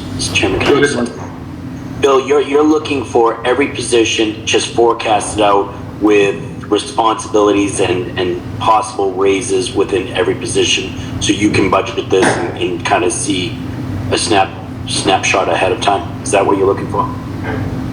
Well, you know that, 2022, we're going to pay this amount of money. But you have a 3-year contract for X percent of the town. So what have we agreed to, not only for the first year of the contract, but the second and third? And you have to see how that grows to see, what kind of hole you need to fill year in and year out. But Michael, I think we're also talking about, it's not strictly raises, steps. I think it's more compensation. I mean, go through these contracts, there's a lot more involved than just step stipends and raises. I mean, think about where we are. We're using grant money to fund positions for this year. What's the impact later on? Where we have vacation buybacks or the sick time buybacks that we seem to have no problem with, that we don't have conversations that I know of in union negotiations. We have tuition reimbursements. We have, I'll call it the Quinn bill for lack of a better word, where depending on your college education, you're automatically getting a raise. And that's probably all valid and marketable, but what is our strategy going forward? I look at it and say, okay, from my perspective, is a sick time buyback worth 1 or 2% on a raise? Those are things that I wish we would have discussions. And just with this conversation, we put $40,000 that I still remember in this budget to potentially handle situations like this if somebody's being underpaid. And here we are with the first person we're talking about, we're not ready to step out of a certain percent guideline. Mike, Mike Units, have you done this exercise? It sounds like it's been asked. Have you and James done this exercise? Last year we did a 5-year plan, 5-year budget, and so we can do that. Did you pull out salaries and did you pull out salaries specifically, or was it just the 5-year, just the forecast plan of that, or was it the whole budget 5 years out? It was the whole budget. No, it was the what you see, say, on the revenue and expenditure sheet, what the budgets would be as we go forward, what the revenue would be. And so we can do that again. But a position like this isn't guaranteed. The unions all have their contracts for 3 years. This isn't a contract position, so there's no guarantee that if times get tough, that this position would get an increase. But to be fair, Mike, if we've given those, raises in the past, you just make an assumption at the bare minimum, 2% for a position like this. I mean, yep, if we're going off the cliff, you say, okay, you can't afford it. But for purposes of this exercise, you put in a minimum. I mean, is it possible to do it? I hate to say it, it's just like this. Is it possible to do it? I mean, we're ranging between, Jack, correct me if I'm wrong, 7.5% to 3.5% raises. Is that, Jack, is that accurate or increasing? Yeah, thereabouts. Yeah. I mean, is there any way to level that fluctuation? When Jack was talking about the 7.5%, that was combined, everyone in the department. So it's not like somebody was getting 7.5% raise. But yeah, we can project that. We'll look at the contracts and see what everyone will be getting as the years go on through the contract. I almost vision it as like a contract abstract akin to a lease abstract, where you pull out the year zero costs and then the incremental for each subsequent year, so we can understand and plug that in. I think that should be doable. So who is involved with the conversations regarding unions? I think Zach asked that question earlier, but who is directly involved with union negotiations and strategy? I negotiate with the unions, and as we move along in negotiations, the selectmen meet to review the proposals and make recommendations, and then the selectmen have to ratify the final contract. And is there input up front, Mike, to you with some general guidance from anybody? That hasn't generally been the practice, no. Okay. I will say Mike does tend to do a very solid job with contractual negotiations. He's respected on both sides of the table as being, fair. So it's a fairly wide berth to start those out.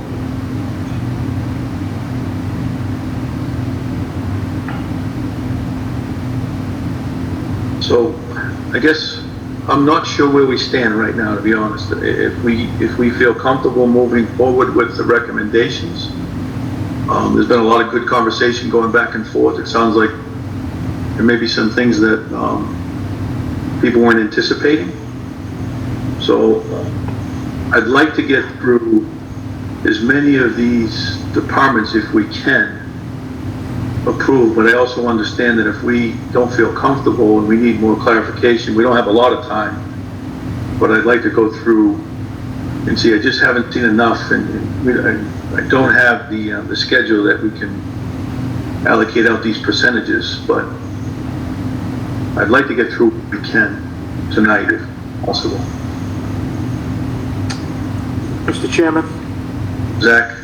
What is the process, of the FinCom, us changing these numbers? Somebody would make a motion to change the numbers? How has that gone? Because I haven't seen it done yet.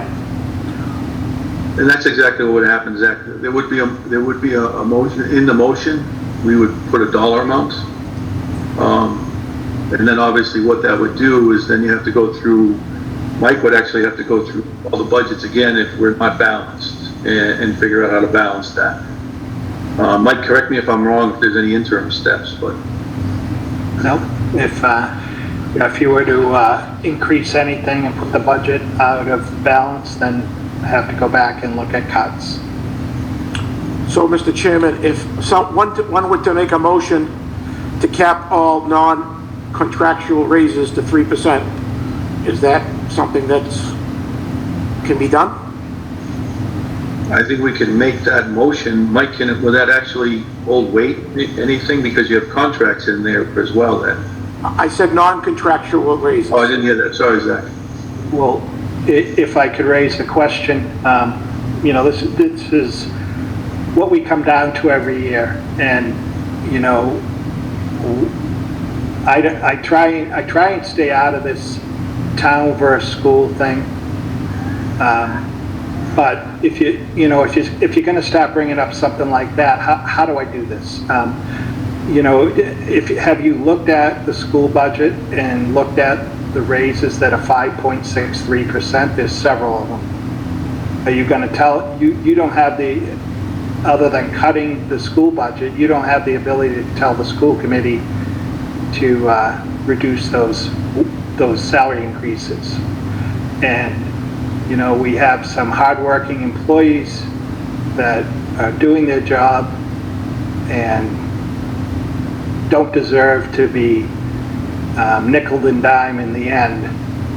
You've reviewed all the budgets, they were presented to you, and then to come up with this now at the end, it's just frustrating.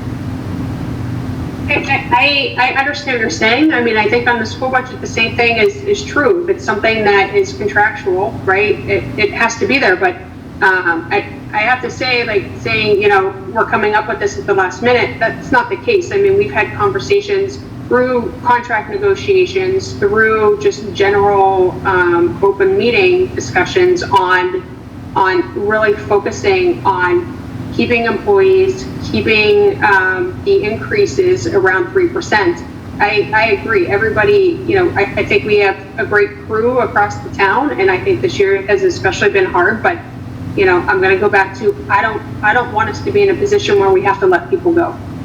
And we've also talked about, you know, should the finances be better than what we expected next year, then we have opportunities to effectively retro what we did, right? Like we can provide a percentage more that we typically weren't doing because we have the funds to do it. And if we think we can hold that sustainably, then, you know, it's a good choice. And right, I think we're not in danger of letting anyone go. We don't know that. We don't, but I also think one of the key cog in the wheel. He understands the pulse of the town, the positions, the overall budgets, the funding. I think, you know, his recommendation holds a lot of weight. So I would look at it, he really weighs out a lot of the options, a lot of the funding, a lot of the other inputs that go into this budget. So I think we have to rely on Mike, or a strong town manager has to be the one that's having tougher conversations. I think that's already happened, to my understanding. And the hard thing is that you have 9 employees that aren't part of a union contract, and you're going to put some principal standard on those 9 employees that don't have the benefit that all those other employees have. That's you know, just tough on those employees. And a lot of those employees that are wage and salary employees are in every day, they're doing their job, and we count on them.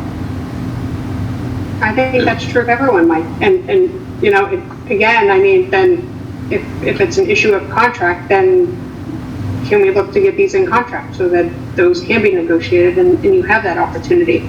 You know, and I would say additionally for those 9 employees, are we looking at the same increases across those 9 employees?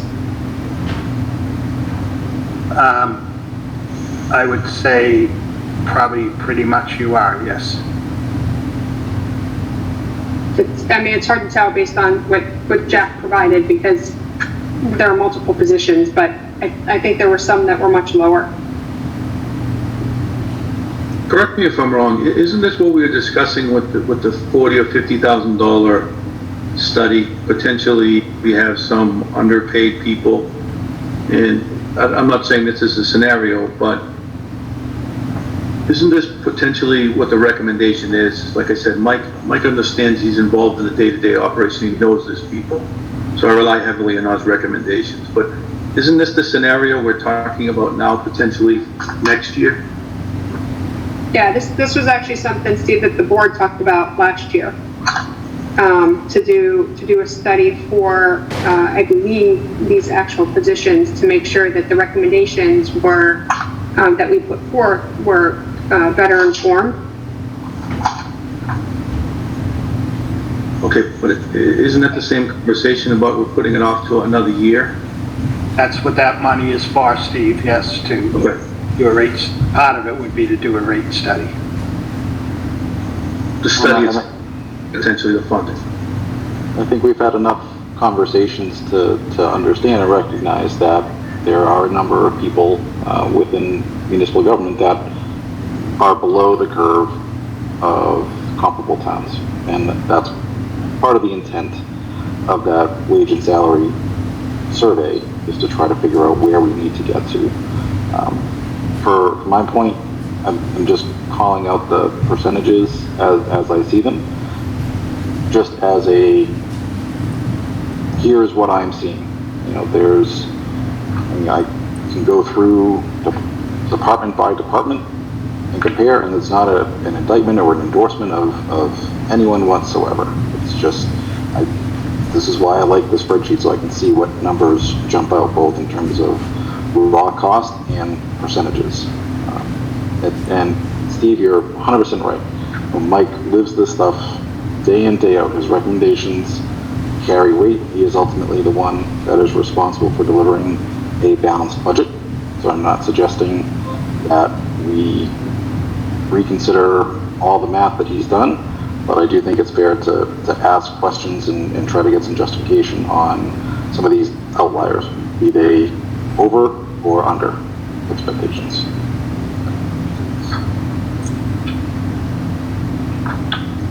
Like, for example, the fire department personnel services has gone up 0.3% this year, according to my sheet.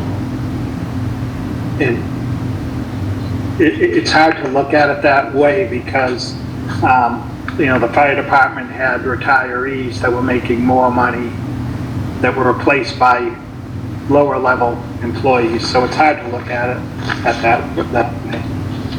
No, I get it. And there's another one, animal control, 6.25%. But that is one that was addressed through contract. So, like, at least personally, I understand more of what is driving that increase. There's additional training, there is a small uniform allowance. I'm just looking for the information that goes into justifying the increases.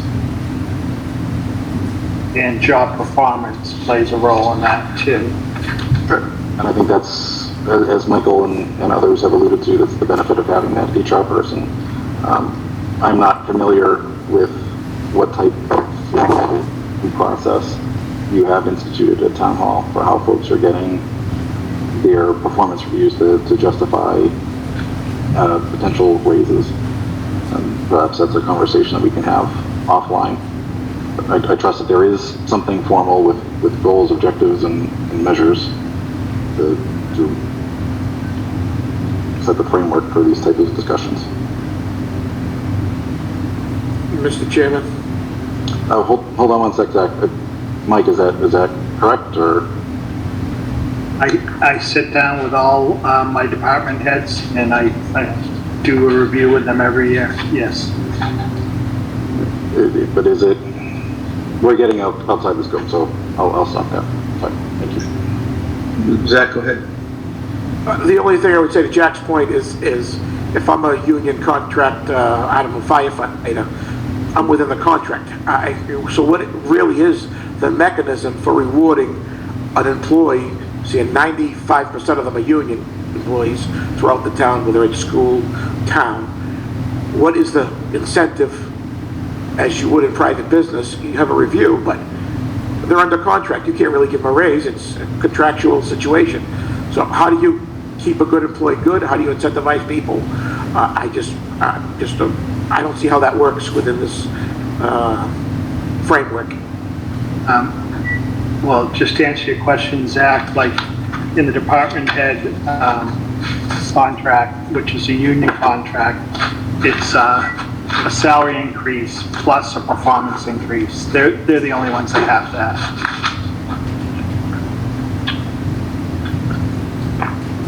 So I'm going against what I said.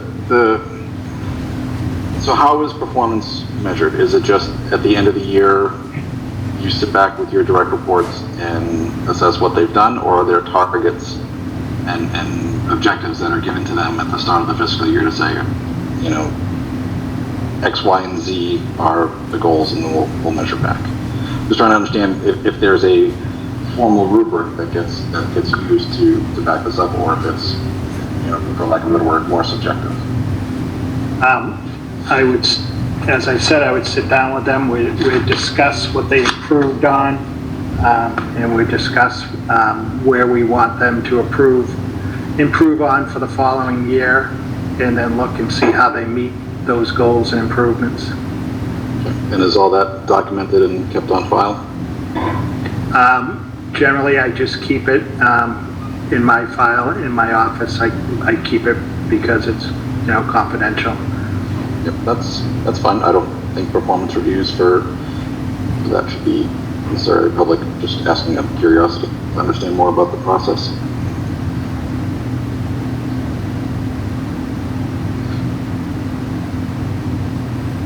You're on mute, Steve. Yeah, no, I wasn't saying anything. I was about to now. So I'd still like to understand, okay, we have a budget in front of us.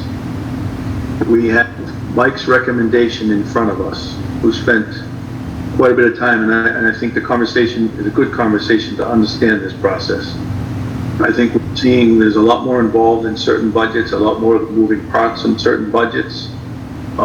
You know, as we talk about potential incentive pay, but I think I'm going to lean heavily again. Mike has gone through a lot of that. He knows the town. I think here is his recommendation, and this is what we have to vote on at this time.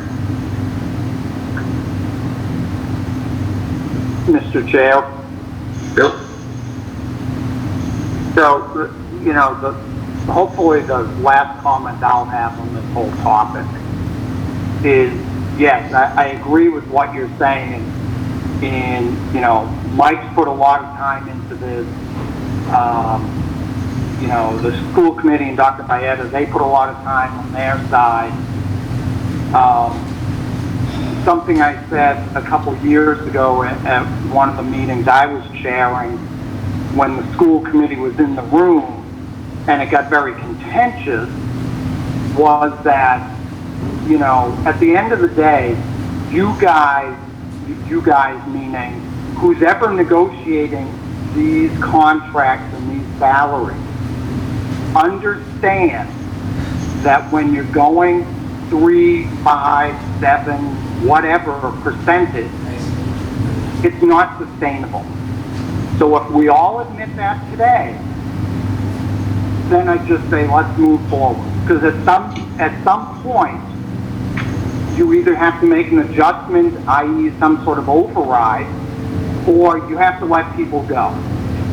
And, you know, at the end of the day, if the experts are agreeing to these salaries, then the ramification is, at some point, it's not sustainable.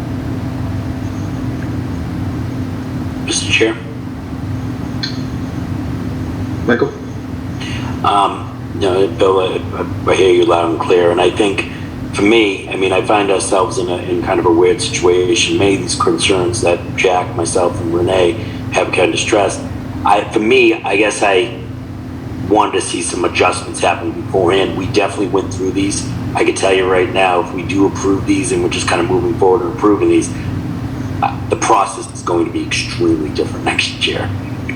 And before it even gets to the finance committee, because we brought up concerns in certain raises in discussions, and correct me, Jack and Renee, if I'm wrong, we brought up these concerns in our sessions when we were presenting these budgets, and I'm not sure if we just didn't push hard enough or if we thought we were going to see a different number, but I don't know. I just, you know, I guess this is probably why you're getting the brunt of our kind of what might seem like frustration on our end. And I regress, we absolutely didn't tell Mike we want it to be this number. We absolutely didn't do that, but we brought our concerns, and and now we're at finance committee ready to approve it. So, I mean, Jack, Renee, am I off base on this, or am I? No, I think you're right. And back to Steve's point about being provided guidance, right? That was our guidance. I mean, and you know, I trust Mike to do the budget as well, but I also trust that he takes the concerns of the board and he implements, you know, the priorities that we've discussed. And certainly during a pandemic and in this economic environment, I mean, this is on every one of these things. This isn't new. And you know, Steve, I echo what Mike says, and I apologize that, you know, the select board are having this conversation again in our joint session. Absolutely. No, I appreciate it. And I think one of the things we have to think about is Bill's referenced it, Zach referenced it, I've talked about it. You know, whatever we do next year, we need to do it on a holistic approach for all the towns. Somehow we have to get involved with guidance and figure these out. And, you know, we weren't part of that conversation going forward, but this is what we have right now. But I do think there's improvements to be made where we can get charges. And I look at it as, again, compensation management, all compensation. There's a lot of stuff in there that is negotiable and probably should be adjusted because we can't keep going the way we are. If we continue going with revenues and we give 5% a year incentive pay and steps and stipends that aren't sustainable, we have to figure that out. So I appreciate the word, but here we are.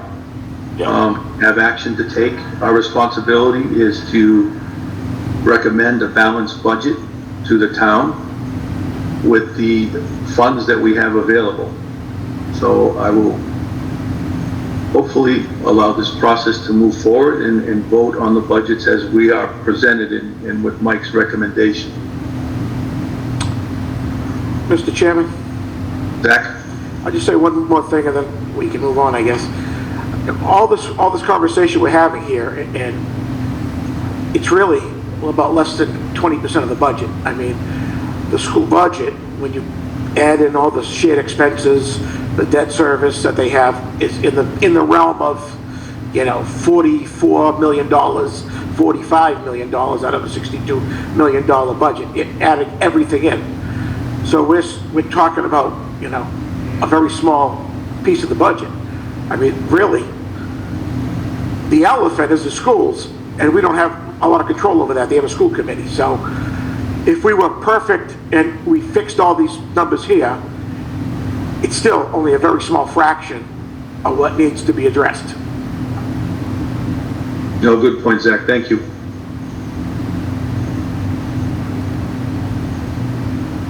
So with that conversation, I will, Jack, unless your board has any more discussion on this, I will begin to entertain motions on approving these department budgets at this time. I think we're good from our side for this evening. We'll probably continue this conversation tomorrow. Okay, thank you. So I will entertain a motion from the Finance Committee for Department 122, Select Board. Mr. Chairman? Aaron? Given that the Select Board is going to have further discussion on this, would we be advised to let them sort some things out and see where they land before we... So I think speaking for myself, I would be comfortable if you guys voted on this. If there's any material changes, we can come back on individual lines. I know we are up against an increasingly narrowing window to get all this review done. That's my 2 cents. I'm not part of your group. No, Jack, I appreciate it. That's what I was going to say. You know, Aaron, if we feel there's anything that comes out of the Select Board's conversation that's egregious, I think we can address it before we finalize. We can entertain a motion to reconsider for any of these budgets before we're all said and done. So I would like to go that route, and I don't think we'll have that much conversation on many of the budgets, but I think a few will probably have to be reviewed. And I'll be willing to do that, and I'll make sure that happens if we all feel that way.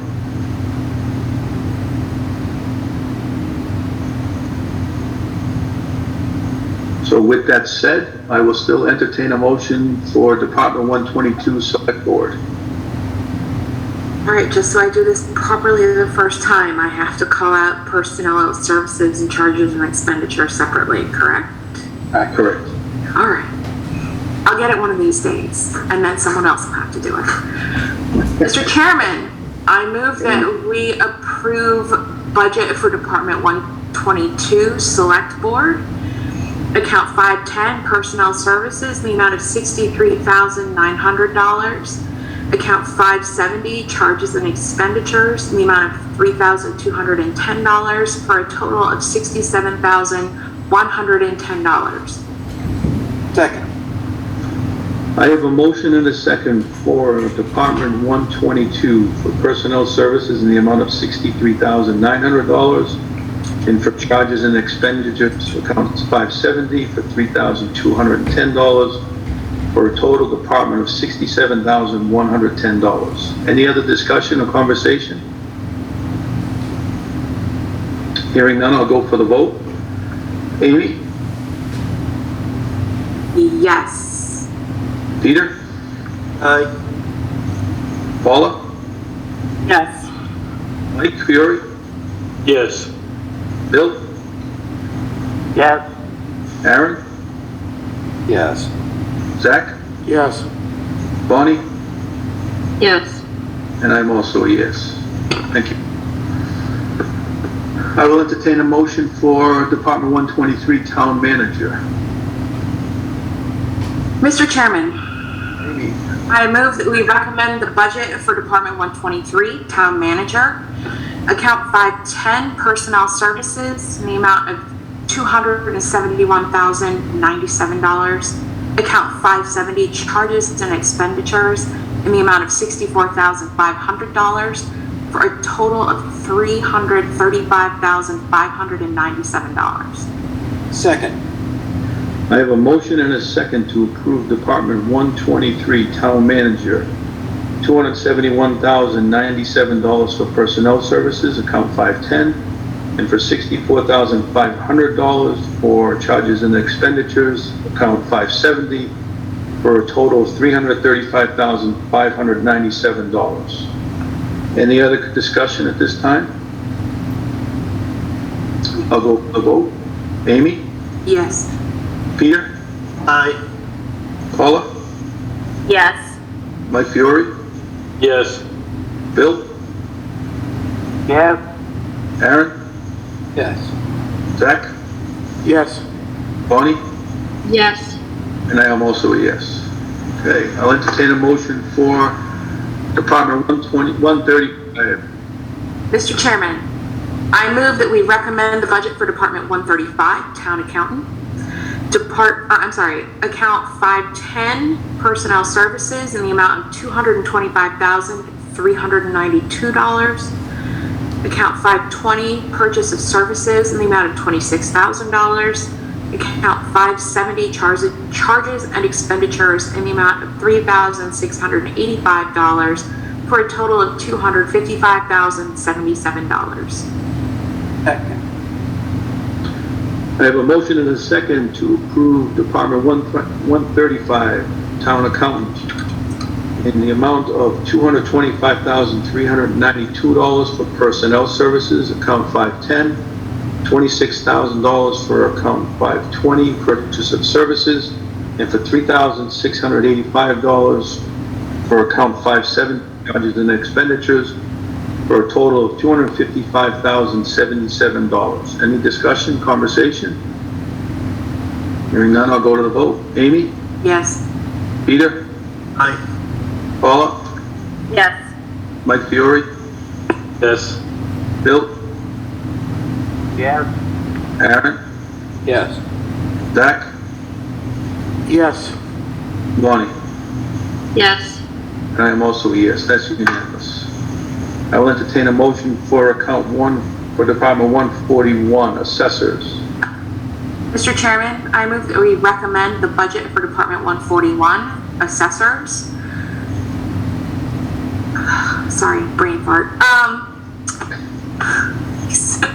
Account 510 in the amount, Personnel Services in the amount of $181,492.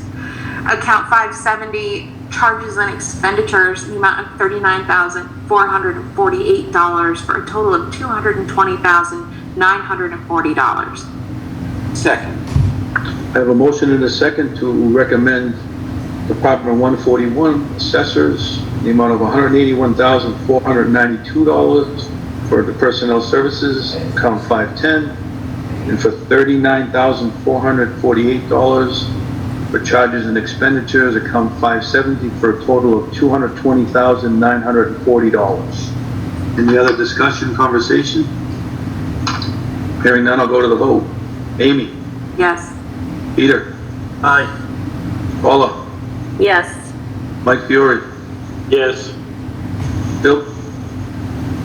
Yes. Aaron? Yes. Zach? Yes. Bobby? Yes. And I am also a yes. Mike, can you move the presentation up a little? Yeah. Thank you. Too far. I will entertain a motion for recommending Department 147. What's that? 147. 147, Treasurer Collector. Mr. Chairman, I move that we recommend the budget for Department 147, Treasurer Collector, account 510, Personnel Services, in the amount of $246,517.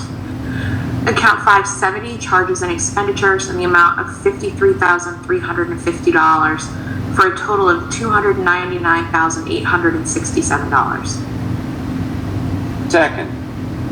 I have a motion and a second to recommend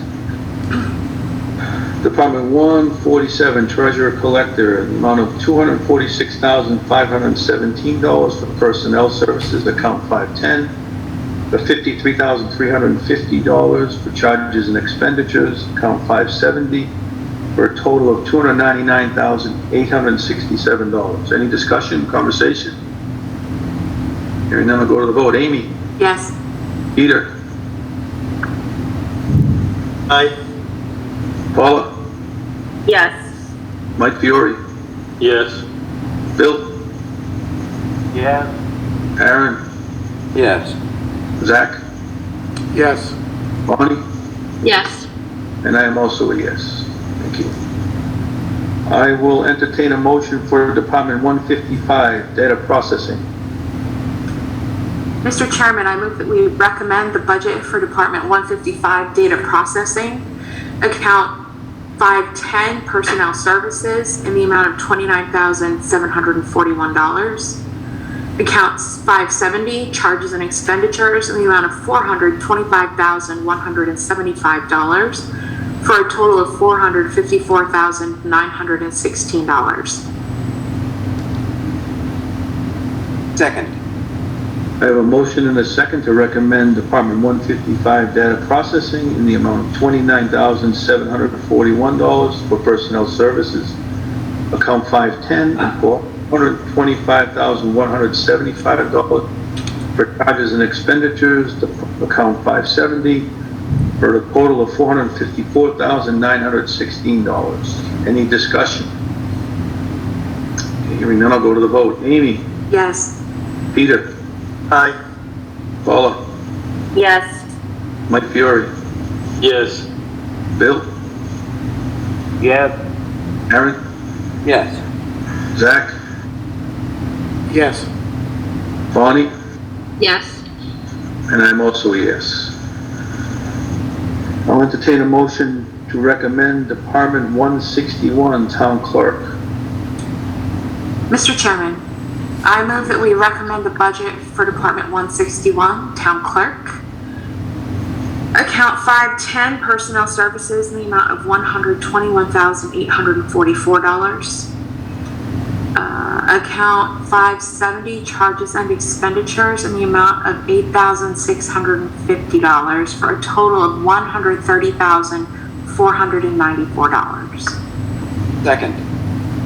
I have a motion and a second to recommend Department 169 for $121,844 for personnel services, account 510, and for $8,650 for charges and expenditures, account 570, for a total of $130,494. Any discussion? Just one clarification, it's Department 161, not 169. Thank you, Amy. Thanks, Amy. No problem. Okay, I will go to the roll. To a vote. Amy? Yes. Peter? Paula? Yes. Mike Fiore? Yes. Bill? Yes. Aaron? Yes. Zach? Yes. Bonnie? Yes. And I'm also a yes. Thank you. Mr. Chair? I'm not sure was that Bonnie? No, it's Renee. Renee? I hate to interrupt your mojo, but we didn't have this sheet up on the screen. Can I ask a question on this before you guys continue and we lose sight of it? In which department? On the town clerk? Okay. Mike, can you provide some context to the request of 140 and the recommendation at 121, almost 19,000 lower?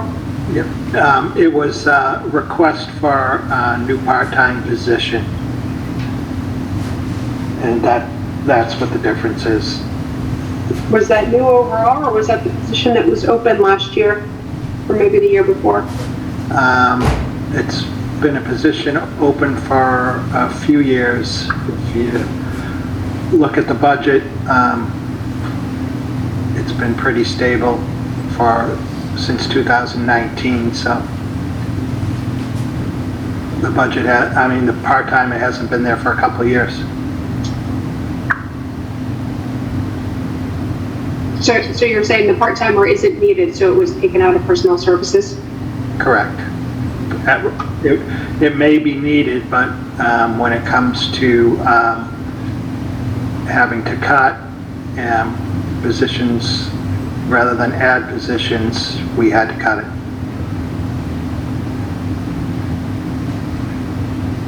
Okay, thank you. Yeah. Are you all set, Renee? I am, thank you, Stephen, sorry. No problem.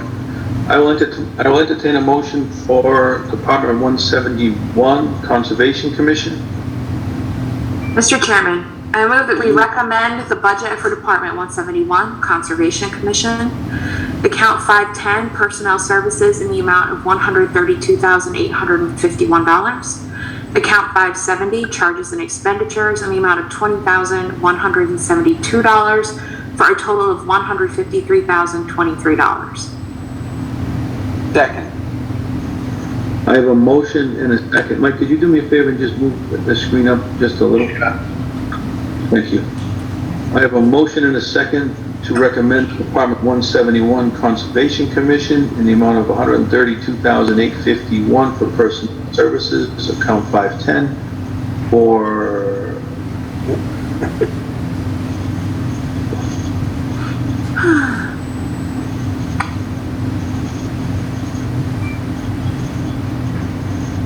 Got it? For $20,172 for charges and expenditures, account 570, for a total of $153,023. Any other discussion, conversation? Hearing none, I'll go to the vote. Amy? Yes. Peter? Peter? Yes. Paula? Yes. Fiore? Yes. Bill? Yes. Yes. Zach? Yes. Bonnie? Yes. And I am also a yes. I'll entertain a motion for Department 175 Planning Board.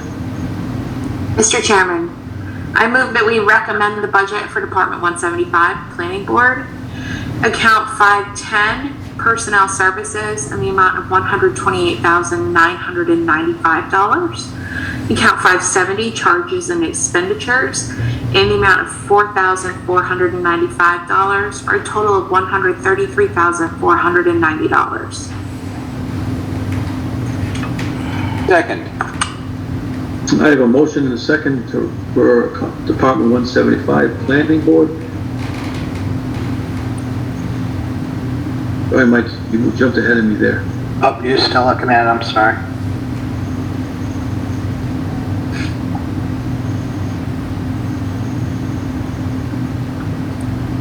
Planning board, the amount of $128,995 for personnel services, account 510.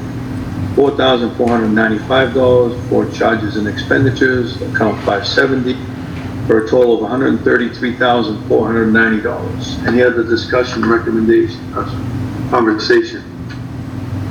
Hearing none, go to the vote. Amy? Yes. Peter? Aye. Paula? Yes. Fiore? Yes. Bill? Yes. Aaron? Yes. Zach? Yes. Bonnie? Yes. And I'm also a yes. I'll entertain a motion for Department 192 Municipal Building Maintenance.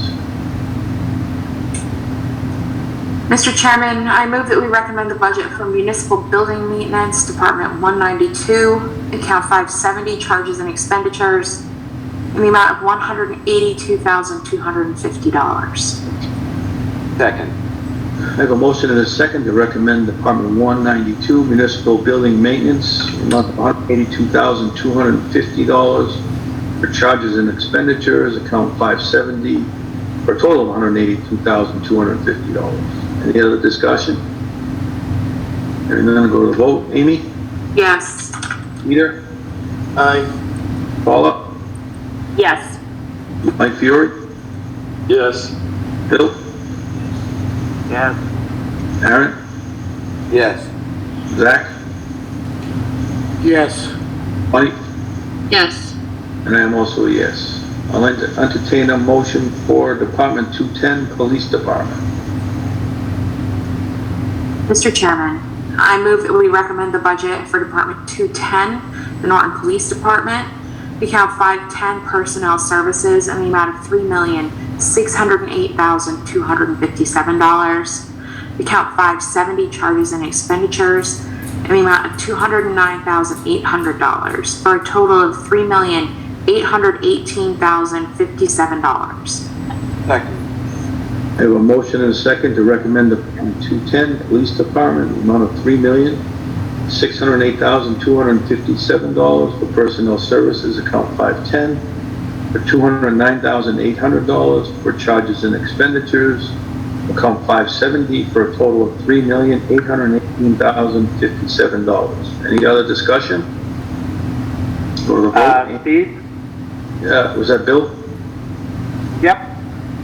Bill? Mike, what is the difference between the department request and your, is that overtime again? It is, yes. Okay, thank you. You're welcome. Any other conversation, discussion? Yeah, 1 second, Mr. Chairman. Yep. I just want to speak to the next two, both police and fire, and it's not going to be the popular decision, but between the two of them, we have $1 million in overtime right around there. Whether it's, I know you cut some of it back, Mike. I think it's 900,000. I thought it was something like 700 for fire and 400 for police. I've advocated in earlier conversations we should hire some more people and not have $1 million in overtime. I will hold my nose and vote for this, but I won't next time around. I mean, we should see some more uniforms to cover the overtime. And overtime, in my view, should be used for emergencies, a major fire, some kind of civil unrest, whatever, you know, COVID. I know the chief's probably not going to agree with me, but I would like to see a few more uniforms in both departments. My view, thanks for listening.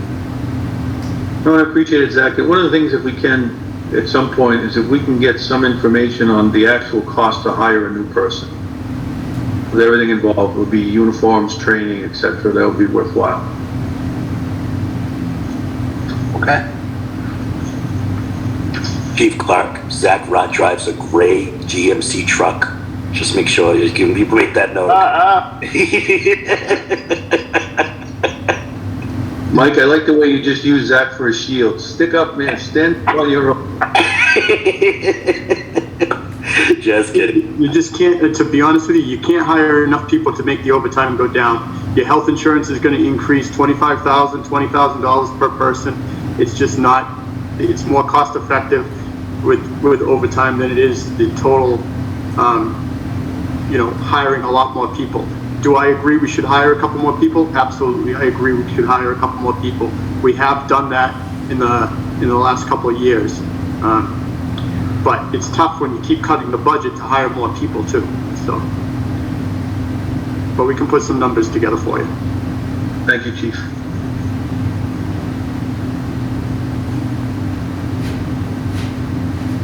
Okay, I think we are ready. If there's no other conversation, I think we're ready for a vote. Okay, Amy? Yes. Peter? Aye. Paula? Yes. Mike Fiore? Yes. Bill? Yes. Aaron? Yes. Zach? Yes. Bonnie? Yes. I am also yes. Let's entertain a motion for Department 220, Fire Department. Mr. Chairman, I move that we recommend the budget for Department 220, the Fire Department, account 510 personnel services in the amount of $4,030,118.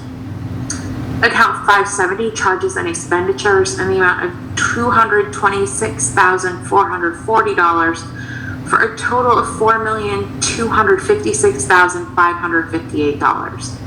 Second. I have a motion and a second to recommend Department 220 Fire Department, the amount of $4,030,118 for personnel services, account 510, $226,440 for charges and expenditures, account 570, for a total of $4,256,558. Any other discussion? Yeah, go to the vote. Amy? Yes. Peter? Aye. Paula? Paula? Yes. Mike Fiore? Yes. Bill? Yes. Aaron? Yes. Zach? Yes. Tony? Yes. And I'm also yes. I'll entertain a motion for Department 230, Emergency Medical Services. Mr. Chairman, I move that we recommend Department 230, Emergency Medical Services, account 570 charges and expenditures in the amount of $178,800. Second. I have a motion and a second to recommend Department 230, Emergency Medical Services, the amount of $178,800, charges and expenditures, account 570, for a total of $178,800. Any other discussion? Mr. Chairman, just a clarification on exactly what this is. Yep, go ahead, Zach. This is for the ambulance service. That's not part of the fire, Mike? You keep that separate? Yeah, this is, and the chief is on. Sean, do you want to speak on it? Maybe he's not on. Oh, I'm here. Can you hear me? Yeah. Just give me a second. Sorry about that. Yeah, this is basically the operating expenses to run the ambulance service. That answer your question, Zach? Yeah, I just didn't know why you kept it separate from the fire budget. I was asking why it was separated out, that's all. I couldn't, yeah, I'm not sure. It's, to the best of my knowledge, it's been like that as long as I can remember anyway. Thank you, sir. No problem. Any other discussion? Okay, hearing none, go to the vote. Amy? Yes. Peter? Aye. Paula? Yes. Fiore? Yes. Bill? Yes. Aaron? Yes. Zach? Yes. Bonnie? Yes. I am also a yes. Mike, can you scroll up? Yep. Thank you.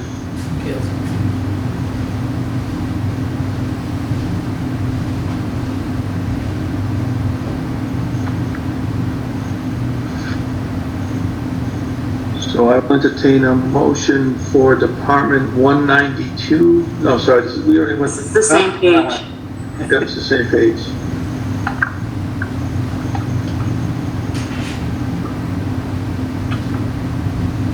Okay, I will entertain a motion for Department 240, Emergency Planning. Mr. Chairman, I move that we recommend the budget for Department 240, Emergency Planning, account 570, charges and expenditures in the amount of $7,700. Second. I have a motion and a second to recommend Department 240, Emergency Planning, of $7,700 for charges and expenditures, account 570 for a total of $700. Any other discussion? We now go to the vote. Amy? Yes. Peter? Aye. Paula? Yes. Mike Fiore? Yes. Bill? Yes. Eric? Yes. Zach? Yes. Bonnie? Yes. I am also a yes. I will entertain a motion for Department 251, Inspection Department.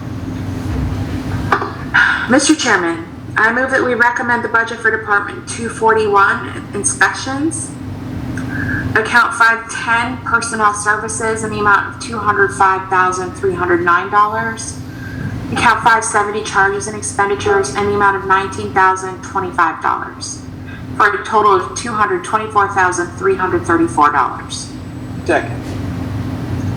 I have a motion and a second to recommend Department 241, Inspection Department, amount of $205,309 for Personnel Services, account 510, for $19,005 for charges and expenditures, account 570, for a total of $224,334. Any discussion? Hearing none, I'll go to the vote. Amy? Yes. Here. Aye. Paula? Yes. Mike Fiore? Yes. Bill? Yes. Aaron? Yes. Zach? Yes. Bonnie? Yes. And I am also a yes. I'll entertain a motion for Department 292, Animal Control. Mr. Chairman, I move that we recommend the budget for Department 292, Animal Control, account 510, Personnel Services in the amount of $84,228, account 570, Charges and Expenditures in the amount of $14,030, for a total of $98,258. Second.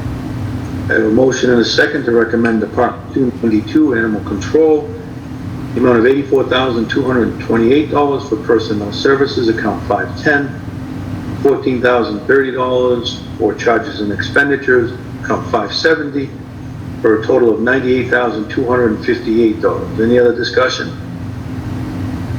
Hearing none, I'll go to the vote. Amy? Yes. Peter? Aye. Paula? Yes. Mike Fiore? Yes. Bill? Yes. Aaron? Yes. Zach? Yes. Bonnie? Yes. And also yes.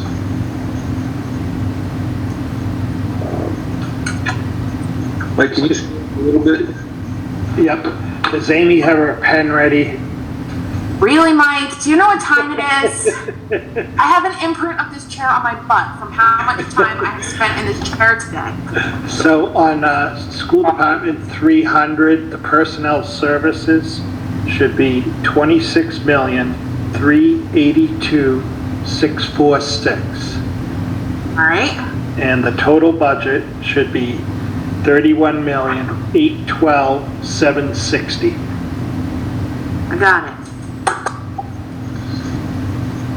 Mr. Chairman, I move that we recommend the school department budget, Department 300, account 510, Personnel Services, in the amount of $26,382,646.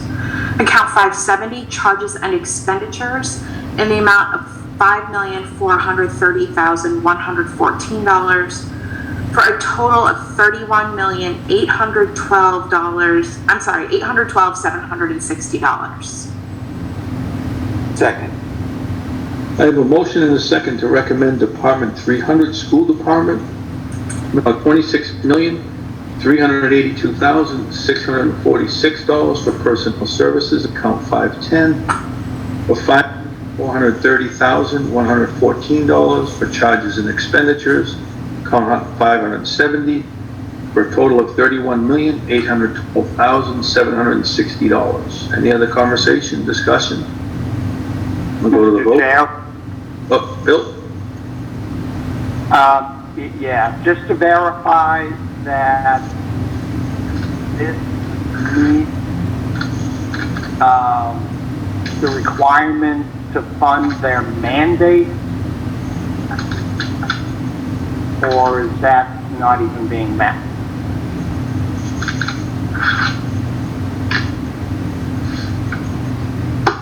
I can't tell you that. I just talked with Joe today on the number. I'm sure if you look at their budget. Well, I remember discussion of, gee, give me a, yeah, I can agree to this lower budget, assuming that in the fall, I'm gonna be coming back to ask for X, and, you know, So- that's where it gets a little swirly. So the special education budget increase was 3.02, and the general education 2.53. But on Monday night, when Dr. Baeta was with us, he said getting him to that 2.5 for now is what he needed. Okay. And that was the $94,816 that is the difference between the number here on the page and the number that I just read off.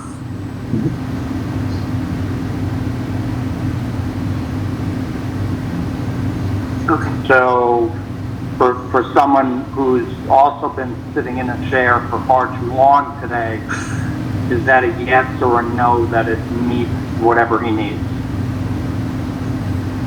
I believe it's a yes for now, Bill. Right. I was just gonna say, I think it's a yes for now, and then we have to assess later on.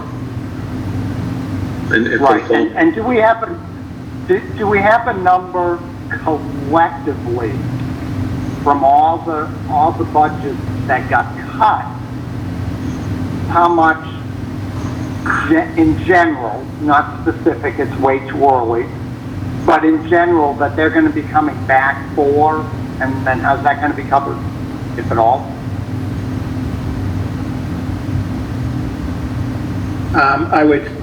We don't have a figure on that yet, and I know Joe has a lot to do to figure out what he would have to come back for.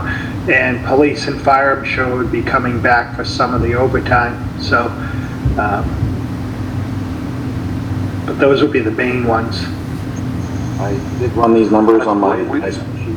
So the delta between the original ask and the recommendation is a total of $1,540,335. Sorry, Jack, you were cutting out, we couldn't hear, I couldn't hear, I don't know if I couldn't hear your. Sorry about that. $1,540,305 is the delta between departmental requests and the recommended amount. So I think that would be either at or near the ceiling for what people would be coming back with next year. Or sorry, not next year, in the fall. And do we have an estimate of what, you know, free cash would be at that point? We don't have a definite number, but, you know, we were saying we anticipate to be close to the $2 million range. Okay, thank you. You're welcome. Any other discussion regarding Department 300? Okay, I'll go to the vote. Amy?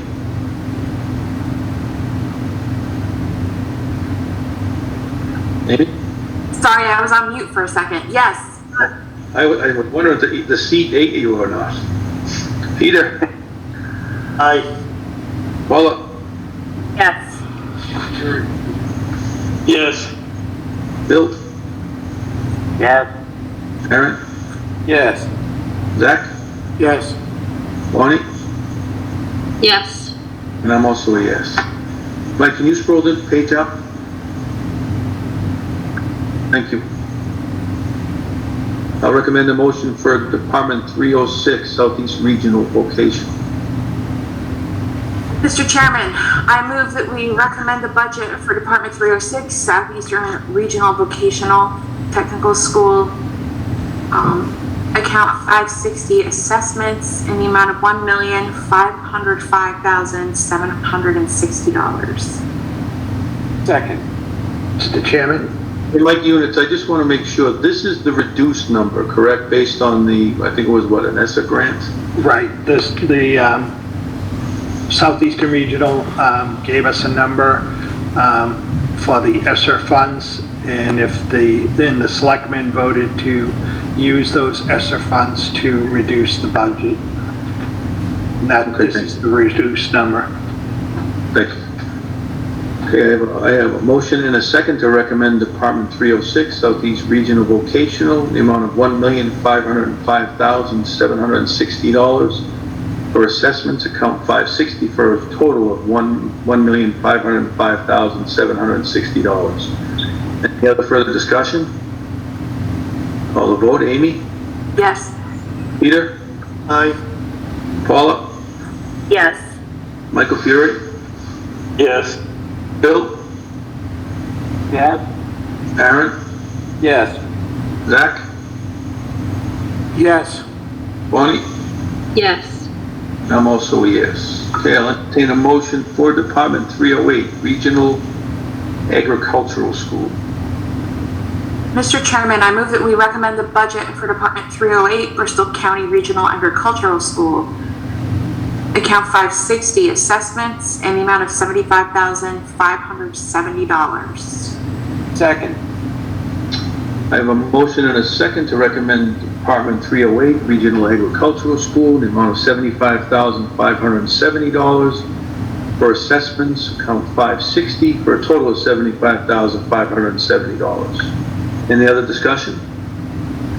Hearing none, I'll go to the vote. Amy? Yes. Peter? Aye. Paula? Yes. Mike Fiore? Yes. Bill? Yes. Aaron? Yes. Zach? Yes. Bonnie? Yes. I'm also a yes. I'll entertain a motion for Department 420, Highway. Oh, this one has to have a bunch of lines, doesn't it? Okay. Mr. Chairman, I move that we recommend the budget for Department 420, Highway, account 510 Personnel Services in the amount of $853,348, account 570 Charges and Expenditures in the amount of $104,200, account 580 Surface Treatment in the amount of $8,000, account 581 Repairs to Private Ways in the amount of $1,000, for a total of $966,548. Second.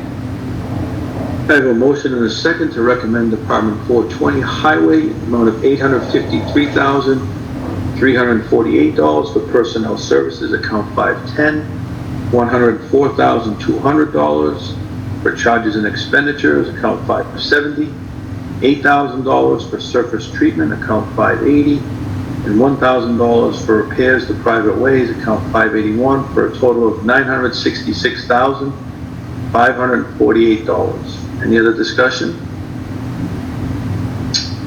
Go with the vote. Amy? Yes. Peter? Aye. Paula? Yes. Mike Fury? Yes. Bill?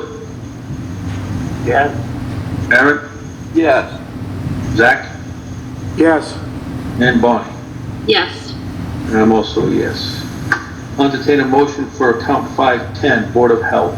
Mike, can you scroll that up a little bit? Sure. Mr. Chairman, I move that we approve the budget for Department 510, the Board of Health, account 510 Personnel Services, the amount of $170,758, Account 570, charges and expenditures, in the amount of $10,200 for a total of $180,958. Second.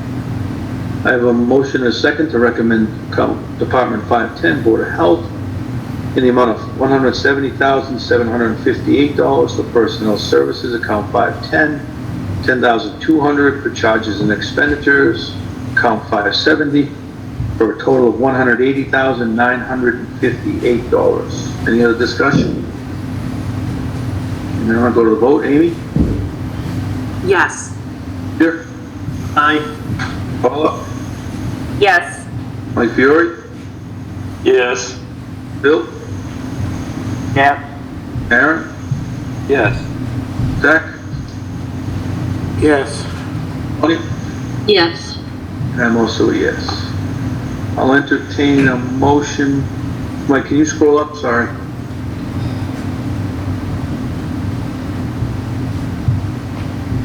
Thank you. I'll entertain a motion for Department 522, Public Health Nurse.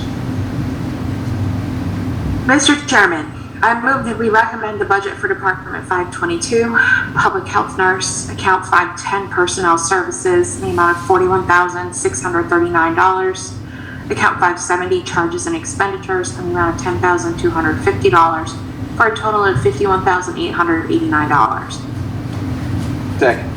I have a motion and a second for recommending Department 522, Public Health Nurse, in the amount of $41,693. Personnel Services, account 510, for $10,250. For charges and expenditures, account 570, for a total of $51,889. Any other discussion?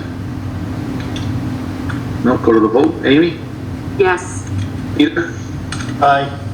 Paula? Yes. Mike Fiore? Yes. Bill?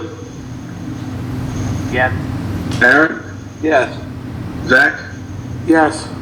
Bonnie? Yes. And I am also a yes. I'll entertain a motion for Department 541, Council on Aging.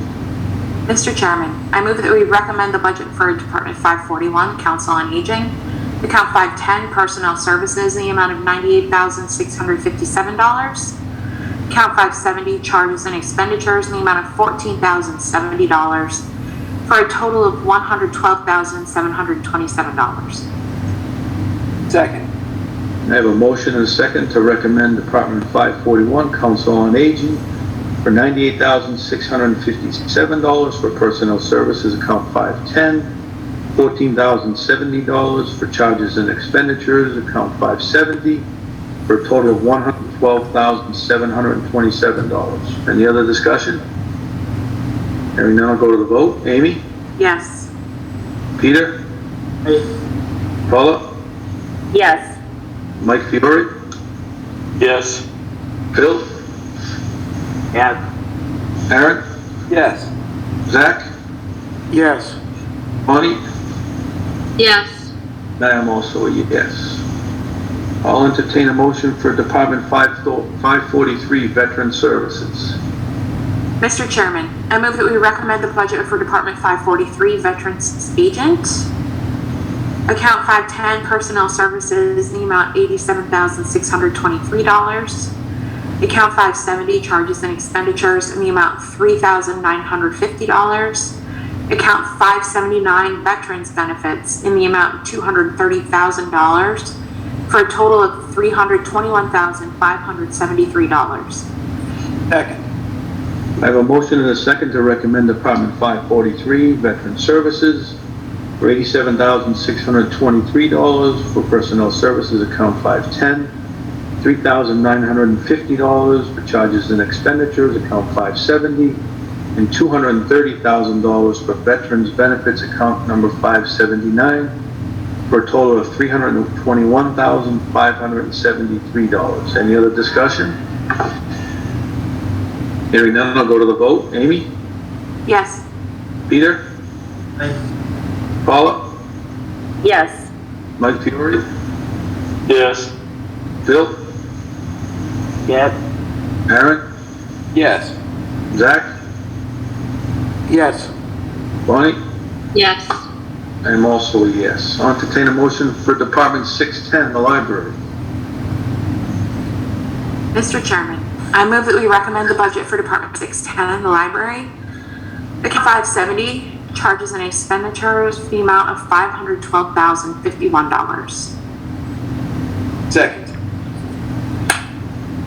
I have a motion and a second to recommend Department 610 library for $512,051 for charges and expenditures, account 570, $512,051. Any other discussion? Mr. Chair? Did I hear Bill? Yeah. Can I just ask what the 5,000 difference is? Absolutely. We just give them a number. We don't have any say in how they spend that money. But they asked for 517, we're given 512, it's a nice even 5. How did we come up with the difference then? It was a reduction that was necessary just to balance the budget. And I did let the library know what the number was. Thank you. Any other discussion? Okay, hearing none, I'll go to the vote. Amy? Yes. Peter? Aye. Paula? Yes. Mike Fiore?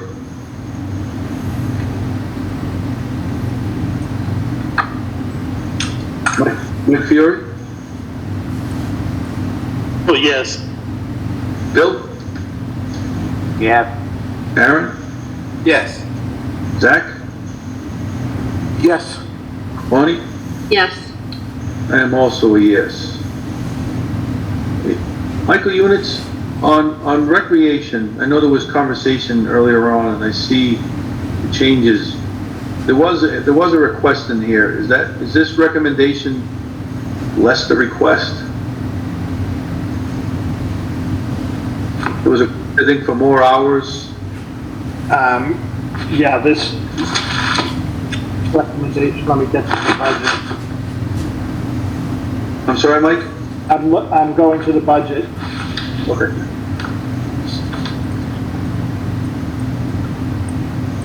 No,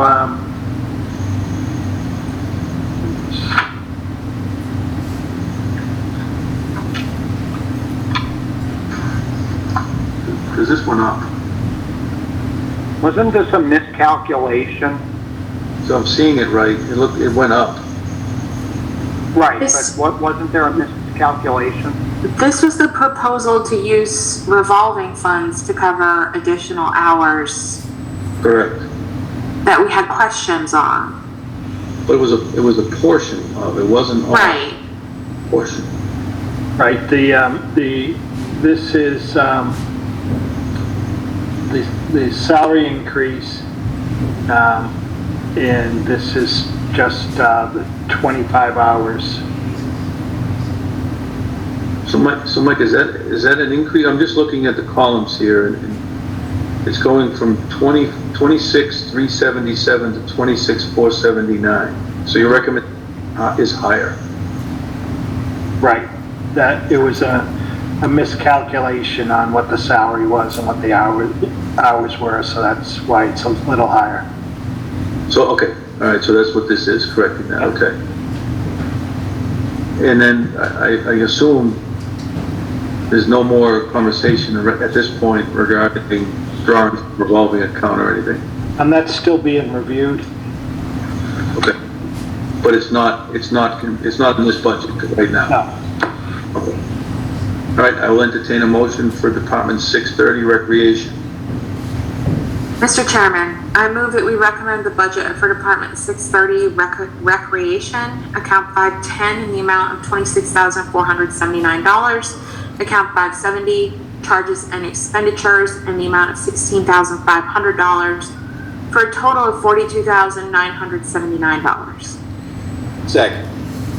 I have a motion and a second to recommend Department 630, $26,479 for personnel services, account 510, $16,500 for charges and expenditures, account 570, for a total of $42,979. Any other discussion? And then I'll go to the vote. Amy? Yes. Peter? Paula? Yes. Mike Fiore? Yes. Bill? Yes. Aaron? Yes. Zach? Yes. Bonnie? Yes. And I am also a yes. Mike, how far along are we? We halfway? And I don't know if people want, it's 10 o'clock.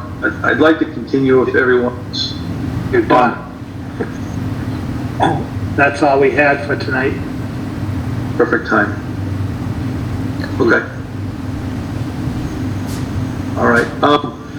Just to wrap up, is there any general conversation right now from the Finance Committee? I know it's late, it's 10 o'clock. We'll be meeting next Wednesday, and I think invites went out. Yes, thank you. But I think when we go forward, we'll plan on meeting next Wednesday, the following Monday, and I don't have the dates, but I think Charlene did send the times. I think there might be some meetings that hopefully we may be able to cancel if we already go through all the budgets, okay? So I don't know if there's any other discussion. If there is not. Mr. Chairman? Go ahead, Aaron. Sorry, just very quickly, just to confirm that, sometimes we get on board and we kind of go through these processes to keep things moving. But tonight that was a little bit in consideration of the fact that the Board of Selectmen had spoken up about addressing this on their end, some of these,